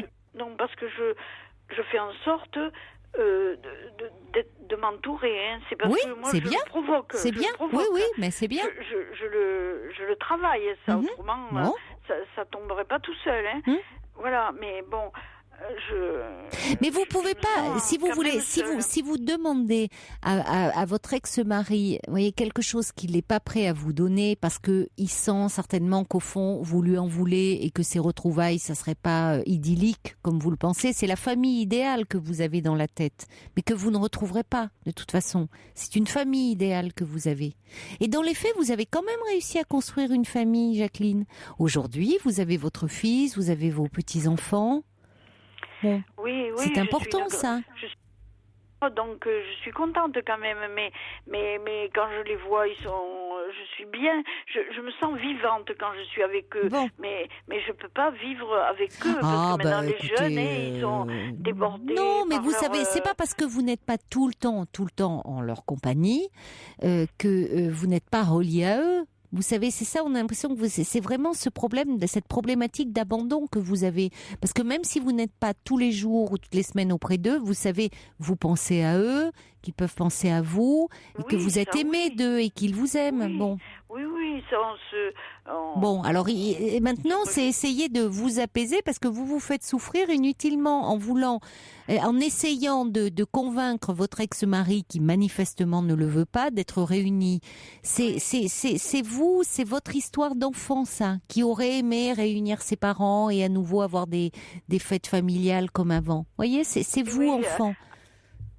Pour moi, c'était primordial, comme tous les enfants. Mais oui, mais vous savez, on n'a pas toujours, on a en tête une famille idéale, et puis la famille, dans la réalité, elle n'est pas forcément idéale, mais il faut composer avec. Il faut pouvoir l'accepter, parce que sinon, vous demandez des choses à des gens qui ne peuvent pas vous l'offrir, et ça vous fait souffrir, parce que vous êtes toujours dans cette attente, et donc dans une insatisfaction. Oui, mais là maintenant, il m'a refusé ça. Alors, est-ce que il faut j'en laisser. reste là, Oui. ou est-ce que je me venge, ou est-ce que voilà. Et comment voudriez-vous vous venger? Je sais pas comment je pourrais, parce que il a pour ainsi dire le dernier mot encore. Il me rejette. Oui, mais Jacqueline, il faut. Il fait comme s'il n'avait pas Jacqueline, reçu. à un moment, vous savez, la vengeance, ça finit par se retourner contre soi. Parce que c'est un lien comme ça de haine, mais c'est finalement, ça vous maintient dans ce lien, dans ce ressentiment, et ça vous revient comme un boomerang. Sur le moment, on peut penser qu'on se soulage en se vengeant, mais c'est pas vrai, parce que ça se retourne, ces sentiments-là, ça finit toujours par se retourner contre soi. Non, mais donc il faut arrêter à dire qu'il a le dernier mot. Vous en faites un enjeu de pouvoir après. Vous lui donnez ce pouvoir-là, cet homme, ce pouvoir de vous faire souffrir encore. Oui, si vous acceptez, non mais Jacqueline, bon, il vous a fait mal. Oui, mais alors pourquoi continuer? C'est pas juste. Je voudrais mais vous savez pas quelle est sa vie, vous savez pas la preuve. Non mais Jacqueline, il est parti avec cette femme. Il est parti avec cette femme et cette femme l'a quitté. Bon, ça vous suffit pas? Qu'est-ce que vous voulez de plus? Vous voulez les bouillanter, le trucider, l'écarteler, bon, vous voyez. C'est la seconde femme qu'il a quitté. La première, non, c'est lui qui l'a quitté. Bon, ben enfin, même que la vie s'est chargée qu'un peu de le remettre. Non mais Jacqueline, vous avez 75 ans, je veux dire, vous n'allez pas pouvoir passer le reste de votre vie à être dans le ressentiment par rapport à votre ex-mari. C'est finalement, vous me dites, vous avez été, bon, mais ce sont les cordonniers les plus mal chaussés. Vous avez été éducatrice spécialisée, vous vous êtes occupée d'enfants en difficulté, mais vous-même, vous vous rendez bien compte que c'est de vous dont vous parlez, de votre enfance dont vous parlez. C'est cet enfant qui n'a pas accepté le divorce de ses parents et surtout les conséquences que cela a eu, c'est-à-dire après d'être privé de votre père. Donc vous êtes en train de transposer votre histoire d'enfant, la relation, ce manque de père par rapport à votre ex-mari. Et du coup, du coup, vous continuez à vous faire souffrir en étant en attente, en pensant à dire comment je pourrais le faire souffrir, comment je pourrais me venger. Il vaudrait mieux essayer de transformer ça en quelque chose de plus constructif pour vous, quitte à aller en parler. Après tout, il n'y a pas d'âge pour aller mieux. Donc si cette histoire d'enfance continue à vous faire souffrir et que vous la transposez aujourd'hui sur votre ex-mari, allez voir quelqu'un pour en parler. Mais voyez, plutôt que d'échafauder des plans sur comment vous venger, parce que c'est toujours maintenir un lien avec cet homme, et donc vous entretenez, c'est comme si vous jetiez de l'acide sur vos plaies. Vous continuez à entretenir ça. Donc il vaudrait mieux à ce moment-là, puisque ça vous tourmente, eh bien de faire une démarche. Il n'y a pas d'âge pour aller mieux. Vous pourriez aller en parler à un thérapeute. Oui, peut-être, mais enfin bon, je me, pas. Je sais pas que faire. Ben justement, je vous le dis. Je vous le dis, c'est-à-dire que là, le lien que vous entretenez continue à vous faire souffrir. Donc voilà. À un moment, soit vous acceptez de lâcher prise et de dire, parce que cette histoire de il a le pouvoir, il a le dernier mot, c'est-à-dire d'entretenir ce lien de haine avec lui, c'est un lien. Donc ça vous rattache à lui. Il faut arriver à vous libérer. Pour que vous puissiez enfin, il est grand temps quand même, 22 ans après cette séparation, penser à vous en vous vivant séparé de lui. Or là, vous n'êtes pas séparé de lui, d'accord ? Donc Jacqueline, il faut vraiment à un moment, soit vous continuez, comme je vous le dis, à jeter de l'acide sur vos plaies, soit à un moment, vous décidez de mettre un pansement et un baume apaisant, et donc aller un peu parler de vos difficultés. C'est ce que dit Feuille d'érable, si vous vous alimenté en permanence sur cette solitude, sur ce sentiment d'abandon, vous ne serez jamais heureuse. Donc c'est à vous aussi à un moment de décider ce que vous souhaitez. Et c'est ce que dit Cathy, si vous souffrez à ce point, faites-vous aider. Parce que là, vous avancerez, ça sera constructif. Et vous avancerez par rapport à vous. Bon courage, Jacqueline. Au revoir. Bonsoir, Sarah. Oui, bonsoir, Caroline. Bonsoir. Est-ce que vous m'entendez bien ? Oui, très bien. Vous avez une voix très tonique, là, à minuit 33. Oui, je suis vous êtes très bien réveillée. Oui, oui, pas de souci. Je vous appelle pour vous parler d'une relation très douloureuse que j'ai eue plutôt avec un homme dont je n'arrive pas à faire le deuil. Et pourtant, il est très ambivalent et très, on va dire, méchant avec moi. C'est un homme que j'ai rencontré il y a 3 mois exactement aujourd'hui, d'ailleurs. Oui. Et voilà, j'étais célibataire, tranquille, j'avais pas trop de soucis. Enfin, je me remettais tranquillement de mes relations passées. On peut dire que j'étais plutôt bien dans ma peau quand je l'ai rencontré. Oui. Donc j'ai rien vu arriver, c'est-à-dire que j'ai vu comme une espèce d'ange comme ça qui tombait du ciel et qui, voilà, on s'est séduit. Et puis au début c'était magnifique tout ça. Et puis très vite il a eu des comportements très, comment on peut dire, critiques avec moi. C'est-à-dire qu'il m'a pas accepté comme j'étais, il m'a fait des remarques, oui, t'es hystérique, t'es speed, tu parles trop vite, ou tu te mets trop en avant. Donc il a commencé comme ça, voilà, à me critiquer.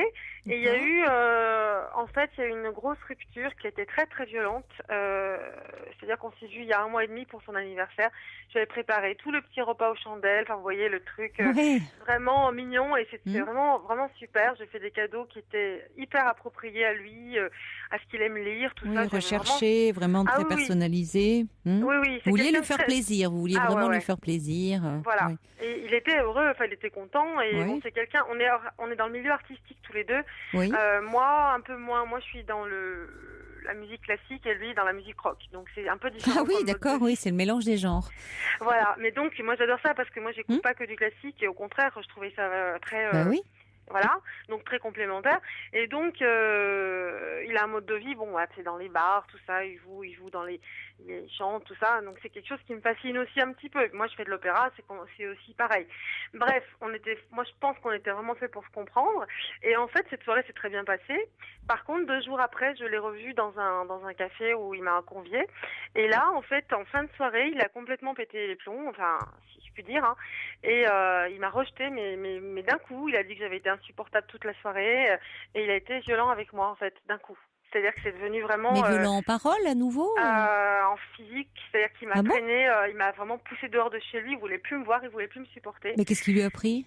Eh ben justement, j'ai jamais su. Enfin, c'est même pas suite à une dispute, rien.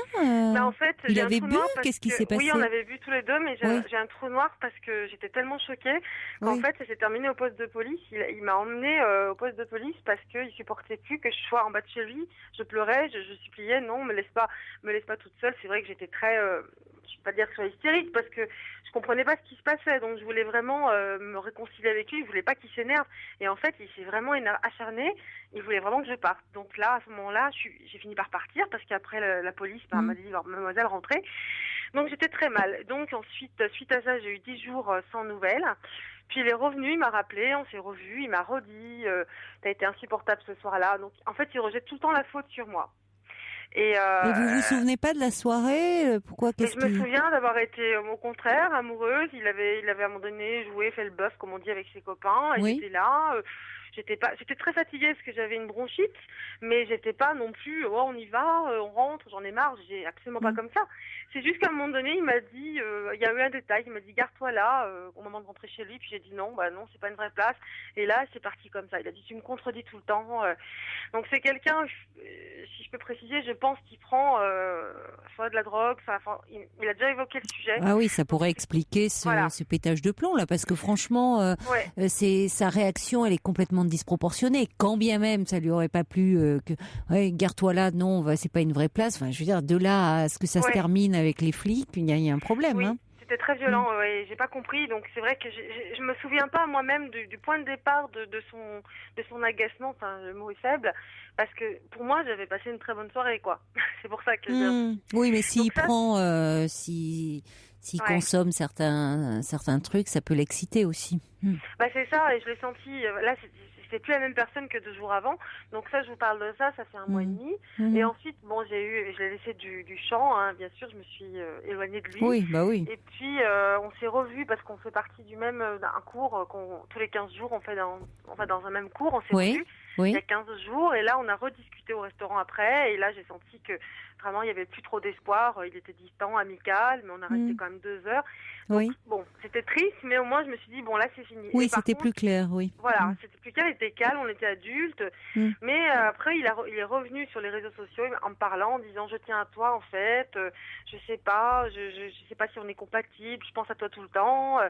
Et il se rapprochait jusqu'à la semaine dernière. Oui. Et en fait, la semaine dernière, ce qui s'est passé, c'est qu'il a appris que, ce qui est vrai, hein, j'avais contacté son ex-compagne avec qui il était resté un mois. Hein. C'est une fille avec qui il avait aussi fait les 400 coups. Et on s'était rencontrés parce que moi, suite à la scène violente, j'étais tellement sous choc que voilà, Mais on s'est parlé déjà, Sarah, non? Oui, on s'est parlé. Ça me dit quelque chose, votre histoire. Hein, au mois de décembre, mais c'était avant la scène violente. D'accord. Ça, c'était en janvier. Bon. Déjà en décembre, ça commençait à dysfonctionner. Oui, j'ai l'impression, parce que ça me dit quelque chose, qu'il y avait déjà un peu de la graine de violence entre vous. Donc vous avez contacté son ex? En fait, je l'ai contacté... Elle m'avait contacté, elle, en me disant attention, c'est un manipulateur, méfie-toi. Bon, j'étais en pleine love, donc je lui avais dit à lui, j'ai dit tu sais, ton ex, mais bon, elle a l'air un peu. Il m'avait dit l'écoute pas, c'est une folle, tout ça. Bon, elle m'avait contacté comme ça, j'avais pas répondu, et du coup, ensuite, suite à la scène qui s'est passée, j'ai été la voir, parce qu'on s'est rencontrés. Oui. Et là, elle m'a dit, en fait, j'ai compris qu'il était entre les deux, enfin, il était entre elle et moi pendant toute la période de séduction. Il lui faisait encore des grandes déclarations d'amour. Donc en fait, c'est quelqu'un qui est pas très net, quoi. Voilà, qui sait pas du tout ce qu'il veut, et il était entre elle et moi, en fait. Bon, cela dit, parfois on peut être entre deux. Oui, ça peut arriver quand il y a un peu de tension dans la relation, et puis on a un coup de cœur pour quelqu'un d'autre, mais on ne sait pas si ça va être vraiment quelque chose de sérieux ou juste une histoire comme ça d'un soir. Il peut y avoir un peu un entre deux. Hein. Je dis pas que c'est facile à vivre, mais enfin, c'est pas pour autant qu'il est manipulateur sur ce plan-là. Ça c'est vrai. Mais bon, comment était-il avec elle? Parce qu'il n'est pas resté longtemps non plus avec elle, et comment ça s'est passé? Avec elle m'a dit quand même qu'il était beaucoup plus en demande, parce qu'elle c'est quelqu'un de moi je suis très très fragile, j'ai un gros problème d'abandon, et c'est sûr que voilà, je suis très dépendante affective, et elle c'est plutôt la grande gueule qui j'ai pas besoin de mec, je veux pas d'enfant, je suis bien toute seule. Donc c'est vrai que c'est pas du tout le même genre, elle en a eu marre de ces parce que c'est quelqu'un quand même qui est assez ambivalent, qui change beaucoup de comportement d'un jour sur l'autre, hein. Et c'est elle quand même qui est partie. D'accord. Donc je crois qu'en fait, moi j'ai l'impression qu'il m'a pris moi pour quelque part soit la rendre jalouse, soit pour essayer de pas être trop seule. Et puis finalement, dès qu'il le moindre la petite chose qui lui plaisait pas, en fait il s'est débarrassé de moi. Mais là c'est vrai qu'il y a une semaine, on était sur le point presque de se revoir, de recommencer quelque chose, et comme par hasard. Là, il m'a balancé comme ça en mail. Qu'est-ce que tu as été raconté sur moi, mon ex? Alors, j'ai rien raconté sur lui, en fait. C'est plutôt elle qui m'a raconté des choses. Donc, voilà. Donc, en fait, vous voyez, à chaque fois qu'on peut se rapprocher, il me lance toujours au dernier moment. Il m'appâte comme ça, et puis paf, il me donne des coups au moment où je m'attends pas, en fait. Et moi, ma position, ça fait presque une semaine, ça, on se parle plus. Il va partir 3 semaines en concert, en tournée, là. D'accord. Samedi. Et là, ma position, c'est je ne sais pas quoi faire. C'est-à-dire que mes copines me disent, mais fais le silence radio, ne fais rien. Moi, de mon côté, j'ai envie de lui écrire, je pense à lui tout le temps, je mange plus. Oui, mais c'est normal parce que vous avez été, votre rupture, elle a été très brutale, très violente en plus. Enfin, ça c'est très déstabilisant, hein, c'est très perturbant tout ça. Et puis après, comme vous dites, il a été très ambivalent. Il vous relance d'une certaine façon pour après mieux repartir. Donc c'est normal que vous soyez complètement déboussolé. Vous voyez, c'est les montagnes russes là, votre histoire. Exactement. Ça démarre, c'est voilà très, comme vous dites, vous êtes sur votre petit nuage, oui. et puis tout d'un coup il craque là, on sait pas très bien pourquoi. Mais il y avait quand même le fait, Sarah, qu'il commençait à critiquer ce que vous étiez. Ouais, donc il y avait quand même un sérieux décalage parce qu'entre vous qui vouliez vraiment lui faire plaisir, et lui qui, alors c'est vrai qu'il disait que vous le contredisiez sans arrêt. Enfin, il appréciait pas votre personnalité, que vous parliez trop fort, de là à vous qualifier d'hystérique. Attendez, ça va, hein? Ouais, je sais, ouais. Si vraiment votre personnalité lui convenait pas, écoutez, il n'avait qu'à pas être avec vous.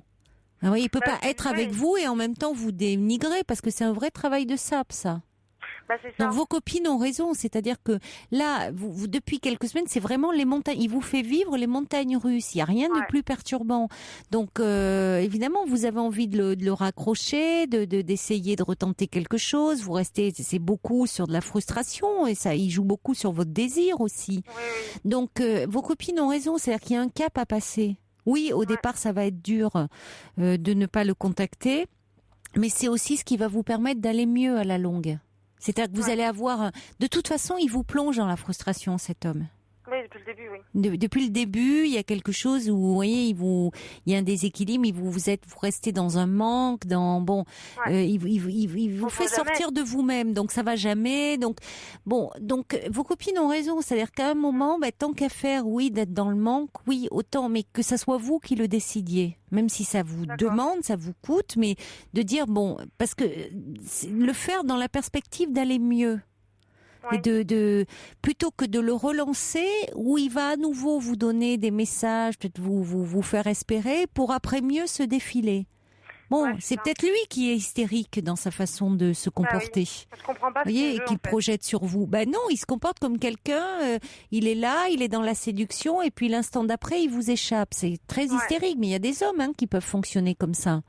Donc ça rend fou, ça, au bout d'un moment. Donc il vaut mieux que ça vienne de vous, que vous décidiez de ne pas répondre, puisque de toute façon, ce qui va vous aider, c'est qu'en plus, vous savez, il part là en tournée pendant 3 semaines. Alors, je sais bien qu'aujourd'hui, c'est pas la distance, finalement, ne règle rien parce que vous pouvez rester en contact via les réseaux sociaux. Mais dites-vous que de toute façon, il va pas être là pendant 3 semaines. Il va partir en tournée, et donc déjà, vous n'allez pas le voir, vous ne risquez pas de le croiser physiquement. Ça aide aussi. Et donc, évitez de le contacter, même via des réseaux sociaux, parce que ça vous rend vulnérable, ça vous fragilise. De mes amis, quoi. Enfin, j'y arrive pas. Pour l'instant, Oui, mais parce que vous êtes angoissé, parce que ça vous angoisse cette situation. Oui, parce qu'en fait, je sais pas exactement ce qu'il a su. Mais exactement. Il a pas voulu m'en parler. Oui. Il a dit qu'est-ce que tu as été raconté, mais si ça se trouve, c'est même pas. Oui, il a inventé ça pour. J'ai l'impression qu'il se donne toujours des raisons pour m'en vouloir. Oui, enfin, il se remet jamais en question. C'est toujours vous la mauvaise, c'est toujours vous la vilaine qui. Donc, écoutez, à un moment, ça va. Surtout que vous voyez, c'est quand même. Vous êtes sortis ensemble 3 mois. Non, en fait, je le connais depuis 3 mois, mais on est sortis ensemble 1 mois. Oui, mais vous vous rendez compte si au bout d'un mois, déjà, tout ce qui s'est passé en un mois, l'intensité, c'est un rebondissement, c'est des clashs, enfin, c'est vraiment, émotionnellement, les montagnes russes, ça va pas, quoi. Je sais que vous avez déjà, vous êtes rencontrés, vous avez rompu, il y a eu la police. Enfin, non, écoutez, ça part pas bien, là. Je sais. Vous voyez, donc à un moment, c'est une sorte de, il me fascine, c'est un côté comme ça. Oui, mais parce qu'il vous pousse à bout, et puis il vous maintient dans le manque d'une certaine façon, mais ça vous fragilise. Vous le savez au fond que c'est pas bon pour vous. Ah oui, puis de toute façon, je fais une thérapie à côté. Enfin, je veux dire, bon, je me fais aider, tout ça. Alors parlez de cette relation dans votre thérapie, parce que parfois, quand les gens qui nous poussent comme ça qui nous mettent un peu hors de nous-mêmes, ça peut être intéressant quand on travaille, parce que ça révèle des zones d'ombre que l'on a en nous. voyez pourquoi on s'attache, on est quasiment aimanté vers des personnes qui en fait ne nous veulent pas du bien. Ça permet de mettre en lumière ces zones d'ombre que nous avons et du coup qui travaillent à notre insu. Et souvent à la faveur d'une rencontre amoureuse comme ça très où il y a beaucoup de conflits, de heurts, bon. Ça fait sortir ces pans-là de notre personnalité qu'on ne connaissait pas et ça permet de travailler dessus et donc d'avancer parce que d'être moins après vulnérable. C'est-à-dire que ça fait écho à des manques, si vous voulez. On cristallise sur des personnes parce que elles mettent le doigt sur des manques que l'on a. Voilà. Mais s'il me recontacte en me disant c'est à toi... Le risque, oui, c'est qu'il vous recontacte en vous disant cela et que vous replongiez. Il n'est pas stable, cet homme. Bah non, il est pas stable. Alors si en plus il consomme, plus ou moins qui prend de la coke ou des trucs comme ça n'arrange rien. Donc écoutez, il vous apportera rien de très équilibrant en tout cas. D'accord. Il y a Feuille d'érable qui dit allez essayer plutôt de recommencer à sortir, de rencontrer d'autres personnes et puis ça vous permettra de reprendre votre envol. Il y a Sergio qui dit il y a des femmes qui sont aussi comme ça, je le sais hélas, il faut être radical, couper tout, il y a que ça qui peut vous aider. Et puis Charles qui dit fuyez cet homme et son comportement est celui de quelqu'un qui est assez perturbé, donc fuyez-le, mettez de la distance, protégez-vous. Il faut apprendre, hein ? Bah oui. Bon courage. Merci, bon courage Caroline. Sarah. Au revoir. Au revoir. Pour rejoindre Caroline Dublanche, appelez le 39 21, 34 centimes la minute. Bonsoir Olga. Oui, bonsoir Caroline Dublanche. Bonsoir. Oui. Je téléphone pour la petite dame Jacqueline, je crois. Oui, Jacqueline qui nous parlait de son ex-mari. Oui. Voilà. J'ai vécu des choses pires qu'elle, apparemment. J'habite pas très loin de chez elle, donc je pourrais même lui donner mon téléphone. Vous avez la radio allumée ou un... Oui, voilà, je oui, s'il vous plaît, merci. Merci. Tous les soirs. Ben, je vous remercie. Voilà, mais là, c'est vrai, quand on passe à l'antenne, il faut... de très bons conseils. Hein. Voilà, merci. Et vous avez énormément de patience. J'ai beaucoup aimé la petite dame de 85 ans tout à l'heure, elle était super. Oui, Denise. Ouais, oui. Bon, alors j'en reviens à cette dame qui s'appelle Jacqueline parce que le temps passe. Donc si elle veut, moi je peux lui donner mon téléphone. Hein, mais bon, c'est pour la booster un petit peu parce qu'elle a besoin d'être boostée. Parce que j'ai vécu pire que ça. Moi je suis restée parce que je suis très famille d'Italien. Tu choisis, bien ou mal tu restes. Hein. Donc mon mari m'a trompée. Il m'a roulé puisqu'il gérait mes affaires. Donc voilà, pour 3 ans après, il avait juré que c'était fini, il continuait. Mais il faut pas vouloir du mal, j'ai entendu ça, de se venger, non, c'est très mauvais. Oui. Moi je dis toujours que Dieu rende le bien aux gens qui me font du mal. Et un jour ou l'autre, c'est ce qui arrive. Malheureusement, vous voyez, moi je suis restée 10 ans, moi j'aimais mon mari, voilà. Et puis je suis restée pour la famille, pourtant j'ai vécu des choses désagréables. Mais si vous voulez, maintenant il est décédé, il a été malade, il a eu un cancer, j'ai suivi nuit et jour dans les hôpitaux et partout jusqu'il est mort sous mes yeux. Ça m'est très difficile de remonter, j'ai passé une mauvaise période moi aussi parce qu'elle a de la chance, elle a peut-être des enfants, mais moi j'ai ma fille, après les obsèques, elle m'a laissé devant la porte, je suis rentrée, elle venait même pas le soir, bon elle a sa famille, elle a ses enfants, moi je ne suis pas du style à les déranger, si on me dit ne m'invite pas, je n'y vais pas, je ne veux pas déranger... la vie de couple et tout, m'incruster là-dedans. Non, mais sans déranger, vous pouvez quand même être présent. Voilà. Donc, si vous voulez, ça m'a été très difficile. J'ai eu des amis qui m'ont beaucoup aidé à remonter, mais ça m'est pas facile. J'ai toujours, mon mari, ça fait pas faire 3 ans qu'il est décédé, et je suis toujours, je peux pas arriver. Je pense que c'est tout le mal qu'il m'a fait parce que évidemment j'y pense, et quelque part dedans, ça me fait très mal parce que moi je suis hyper sensible, voilà. Puis je me booste, voilà, c'est ce qu'il faut qu'elle fasse cette dame. Après, il faut qu'elle se donne un coup de pied dans les fesses et qu'elle se booste pour remonter, sinon elle s'en sortira pas. Mais écoutez, merci en tout cas de votre proposition. Voilà. Alors, vous pouvez lui donner mon téléphone. Bien sûr, oui, tout à fait. On peut le téléphone que vous avez indiqué à Paul hors antenne. C'est ça je pense que je l'ai pas indiqué.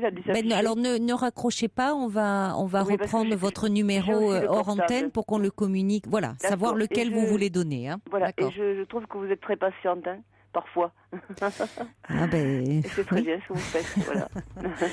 Oui. Mais je vous remercie beaucoup, Olga. Et ne raccrochez pas, Paul va prendre le numéro que vous souhaitez transmettre à Jacqueline. très gentil. Ah, il est formidable, ça je confirme. Oui. C'est vrai. Lui aussi, il fait preuve d'une grande patience et d'une grande gentillesse. Ouais, surtout. je vous fais la bise parce qu'il était tellement gentil.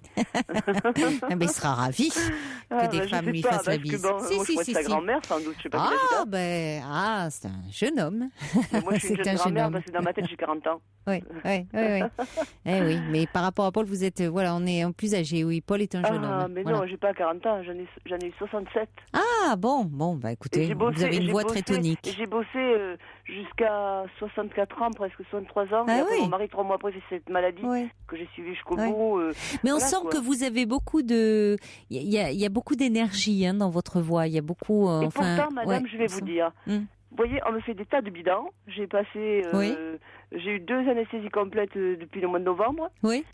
Parce que j'ai le thé du cancer, et le docteur m'a dit c'est incompréhensible, on le trouve pas, on m'a fait des scanners, je sais pas s'il y a la médecine nucléaire la semaine dernière à Toulouse, on ne trouve pas, ce serait les glandes, on ne trouve rien, et le marqueur, le T de cancéreux. Donc vous voyez, mais je me dis, après tout, on sait quand on est, on sait pas quand on part. Après tout, on a une heure de départ, à quoi s'en faire, si on a quelque chose comme ça, il faut le vivre comme une grippe, c'est tout. En tout cas, après, il peut y avoir quand même des traitements à faire, de la thérapie. Il faut se soigner, parce que bon. Voilà, absolument. Il n'y a pas de souci. Dans ces cas-là, je me soignerai, bien sûr. Parce que j'ai des petits-enfants qui sont adorables, donc ce serait un grand regret, bien sûr. Et voilà. Quand même, c'est ça. J'ai bossé 49 ans de ma vie, les 65 heures par semaine et les 45 heures avant de partir. Parce qu'il faut se secouer. Mais on sent que vous avez beaucoup de... Il y a beaucoup de dynamisme et je vous dis, il y a beaucoup d'énergie dans votre voix. Donc, on sent que vous avez beaucoup de ressources. Écoutez, nous transmettrons... Je peins, vous voyez, parce que ça, c'est encore autre chose. Un bon dérivatif quand on est pas bien. Tout à fait. C'est excellent. Alors, ne raccrochez pas, ma chère Olga, et Paul va prendre vos coordonnées pour les transmettre à Jacqueline. Merci beaucoup de votre appel. Merci beaucoup. C'est moi qui vous remercie. Au revoir, bonne soirée. Merci. Pour parler à Caroline Dublanche, appelez le 39 21 34 centimes les minutes. Bonsoir René. Alors c'est Caroline. Oui, c'est bien moi. Oui. Bon alors vous avez dit mon âge. J'ai eu 100 ans il y a 15 jours. Vous avez eu 100 ans il y a 15 jours. Oui, écoutez, le 31 janvier 1913, je suis née. C'est incroyable. C'est incroyable. Là j'habite dans le sud. Alors, vous faites concurrence à Denise, là, qui fêtait ses 85 ans. Vous êtes la doyenne, là, de l'émission, ma chère René. La dame de 85... Souvent, j'ai envie de vous téléphoner. Oui. Je vous écoute tous les soirs et je suis même en colère que le vendredi et le samedi, vous n'y êtes pas. Il faut bien qu'on se repose un petit peu. Alors, vous avez de la musique le vendredi et le samedi. C'est bien, je me suis fait de raison, quand même. Oui. Mais enfin, je dois vous dire que vous me manquez. Bon, on est là le dimanche maintenant. Oui, voilà. J'écoute. De toute façon, je ne dors jamais avant 1h et demie. C'est vrai? Et après, à 3h moins 5, je suis réveillée pile. Oui. Et après, j'écoute tout ce qui est passé dans la matinée sur Europe. Vous écoutez les rediffusions, Jean-Marc Morandini, vous écoutez, c'est ça. Bon. Mais alors, et vous levez tôt quand même le matin ou... Ah non, parce que maintenant, j'ai des infirmières qui me lèvent. D'accord. On vient me lever quand elles peuvent, enfin vers midi, mais rien ne me dérange. C'est vrai, vous êtes d'une bonne nature. Mon docteur, il trouve que je suis un ange, alors ça va. Écoutez, si on le dit, c'est que c'est vrai. Je ne vais pas vous raconter ma vie parce que ce serait tellement long. Là, il faudrait qu'on vous consacre 2 heures facilement parce que c'est une vie bien remplie, j'imagine. Alors, né en 1913, Tourcoing, père ingénieur dans l'armée, la guerre. L'occupation allemande, grande maison, c'était la suite du Comprince rallye à Lille, s'il vous plaît. Ah oui, en effet. Alors, avec des officiers bavarois, on m'empêchait de parler. Comme dit mon neveu, vous êtes bien rattrapé après. Parce qu'on avait peur que vous racontiez certaines choses. Je vais vous dire pourquoi. Parce qu'on a été élevé au vin. Il n'y avait pas de lait. Ah bon? Ma sœur, c'est comme ça, c'est pour ça que ça fait des centenaires. Attendez, l'occupation allemande en 1914, les Allemands prenaient tout. ma grand-mère avait muré sa cave, elle sortait une bouteille de Bordeaux, et alors donc on a été élevé au Bordeaux. C'est le bon côté, écoutez, c'est pas dégoûtant, hein, finalement. Non, c'est pas de la piquette, hein, vous avez bu. Mais le Bordeaux, on me dit, il y a des médecins qui disent un bon verre de Bordeaux, vu les tanins qu'il y a, c'est très bon par jour. Vous allez rire, parce que ma sœur est née en 1915 au début, mes parents avaient dû prendre leurs précautions, ou pas de précautions plutôt, ça se parlait pas à ce temps-là.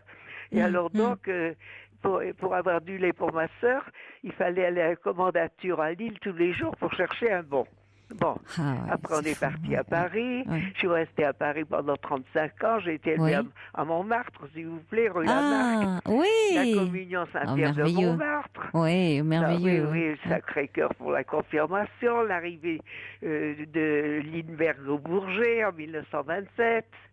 Ah oui, c'est ça. Enfin, j'ai des amis qui me disent, beaucoup plus jeunes, parce qu'ils ont la moitié de mon âge, qui me disent, vous êtes un vrai livre d'histoire. Mais oui. C'est ce qui est merveilleux, c'est ça, c'est que l'histoire qu'on lit, nous, dans les livres, vous pouvez la raconter, vous l'avez vécue. Voilà, je l'ai vécue. Et puis on voit que la mémoire fonctionne très bien, hein, vous avez toute... Par exemple, vous voyez, pour le discours du roi, là, c'est ce que j'ai dit, on savait très bien que le roi d'Angleterre bégayait. Ah oui. Oui. Ah ben oui. Oui. Mais on avait dit à ce temps-là, ben oui, c'était le 2 septembre 1939. Oui. C'est au moment où les Allemands sont entrés en Pologne. Oui. Moi, j'étais en Belgique à ce moment-là. Et alors donc, mais on ne savait pas qu'il y avait un orthophoniste. D'abord, on n'en avait jamais entendu parler. Non, on avait dit que c'était sa femme qui lui avait appris à parler pour faire le discours. Et après, il y a eu la drôle de guerre, le 10 mai, et c'est la dame qui est passée là, qui a 85 ans. Oui. Et moi, je l'écoutais aussi avec intérêt, parce que moi, ce qui m'a marqué le plus, c'est l'Exode. Vous êtes sur les routes, les gens abandonnent leur voiture, les gens, on est désemparés. 3 semaines sur les routes parce qu'il va aller se rendre pour partir en Angleterre. En étant dans le Nord, hein, je parle. Oui. Vous vouliez vous rendre à ce moment-là en Angleterre? Comment? Vous vouliez vous rendre en Angleterre? On disait. On vous disait ça. Oui. Mais on avait rendez-vous dans l'Orne ou dans l'Eure, c'était à la Flèche. Vous savez? Oui. On n'y est jamais arrivé. Bon. Et alors donc à Boulogne-sur-Mer, à Dèvres, les Anglais ont fait barrage. Parce que les Anglais avaient raison, ils voulaient rentrer chez eux, les soldats anglais, mais les Allemands arrivaient derrière. Et alors moi j'étais sur une route, je vous dis, à Dèvres, c'est un village qui est à 10 km de Boulogne-sur-Mer, et c'est la première fois de ma vie que j'ai dit merde. Parce que j'entendais chanter, et j'étais avec des jeunes gens, des Belges que j'avais connus dans le train, qui me disent, mais non, c'est les Allemands. Alors je fais, oh ben merde, alors les Allemands. Et on ne vous a rien dit, parce que dans un tel contexte, vous aviez le droit de dire un gros mot. On aimerait vous garder, c'est vrai, pendant 2 heures, hein, ma chère Renée, parce que déjà on arrive à la fin de cette émission.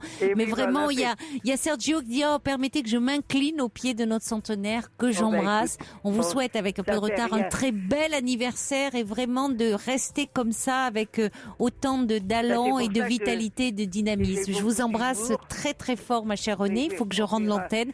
Merci beaucoup et à une prochaine nuit, j'espère. Au revoir. Très belle nuit à vous. Faites de jolis rêves. Il est maintenant 1h sur Europe 1. C'est l'heure des infos présentées par Laurence Gontier. Bonsoir Laurence.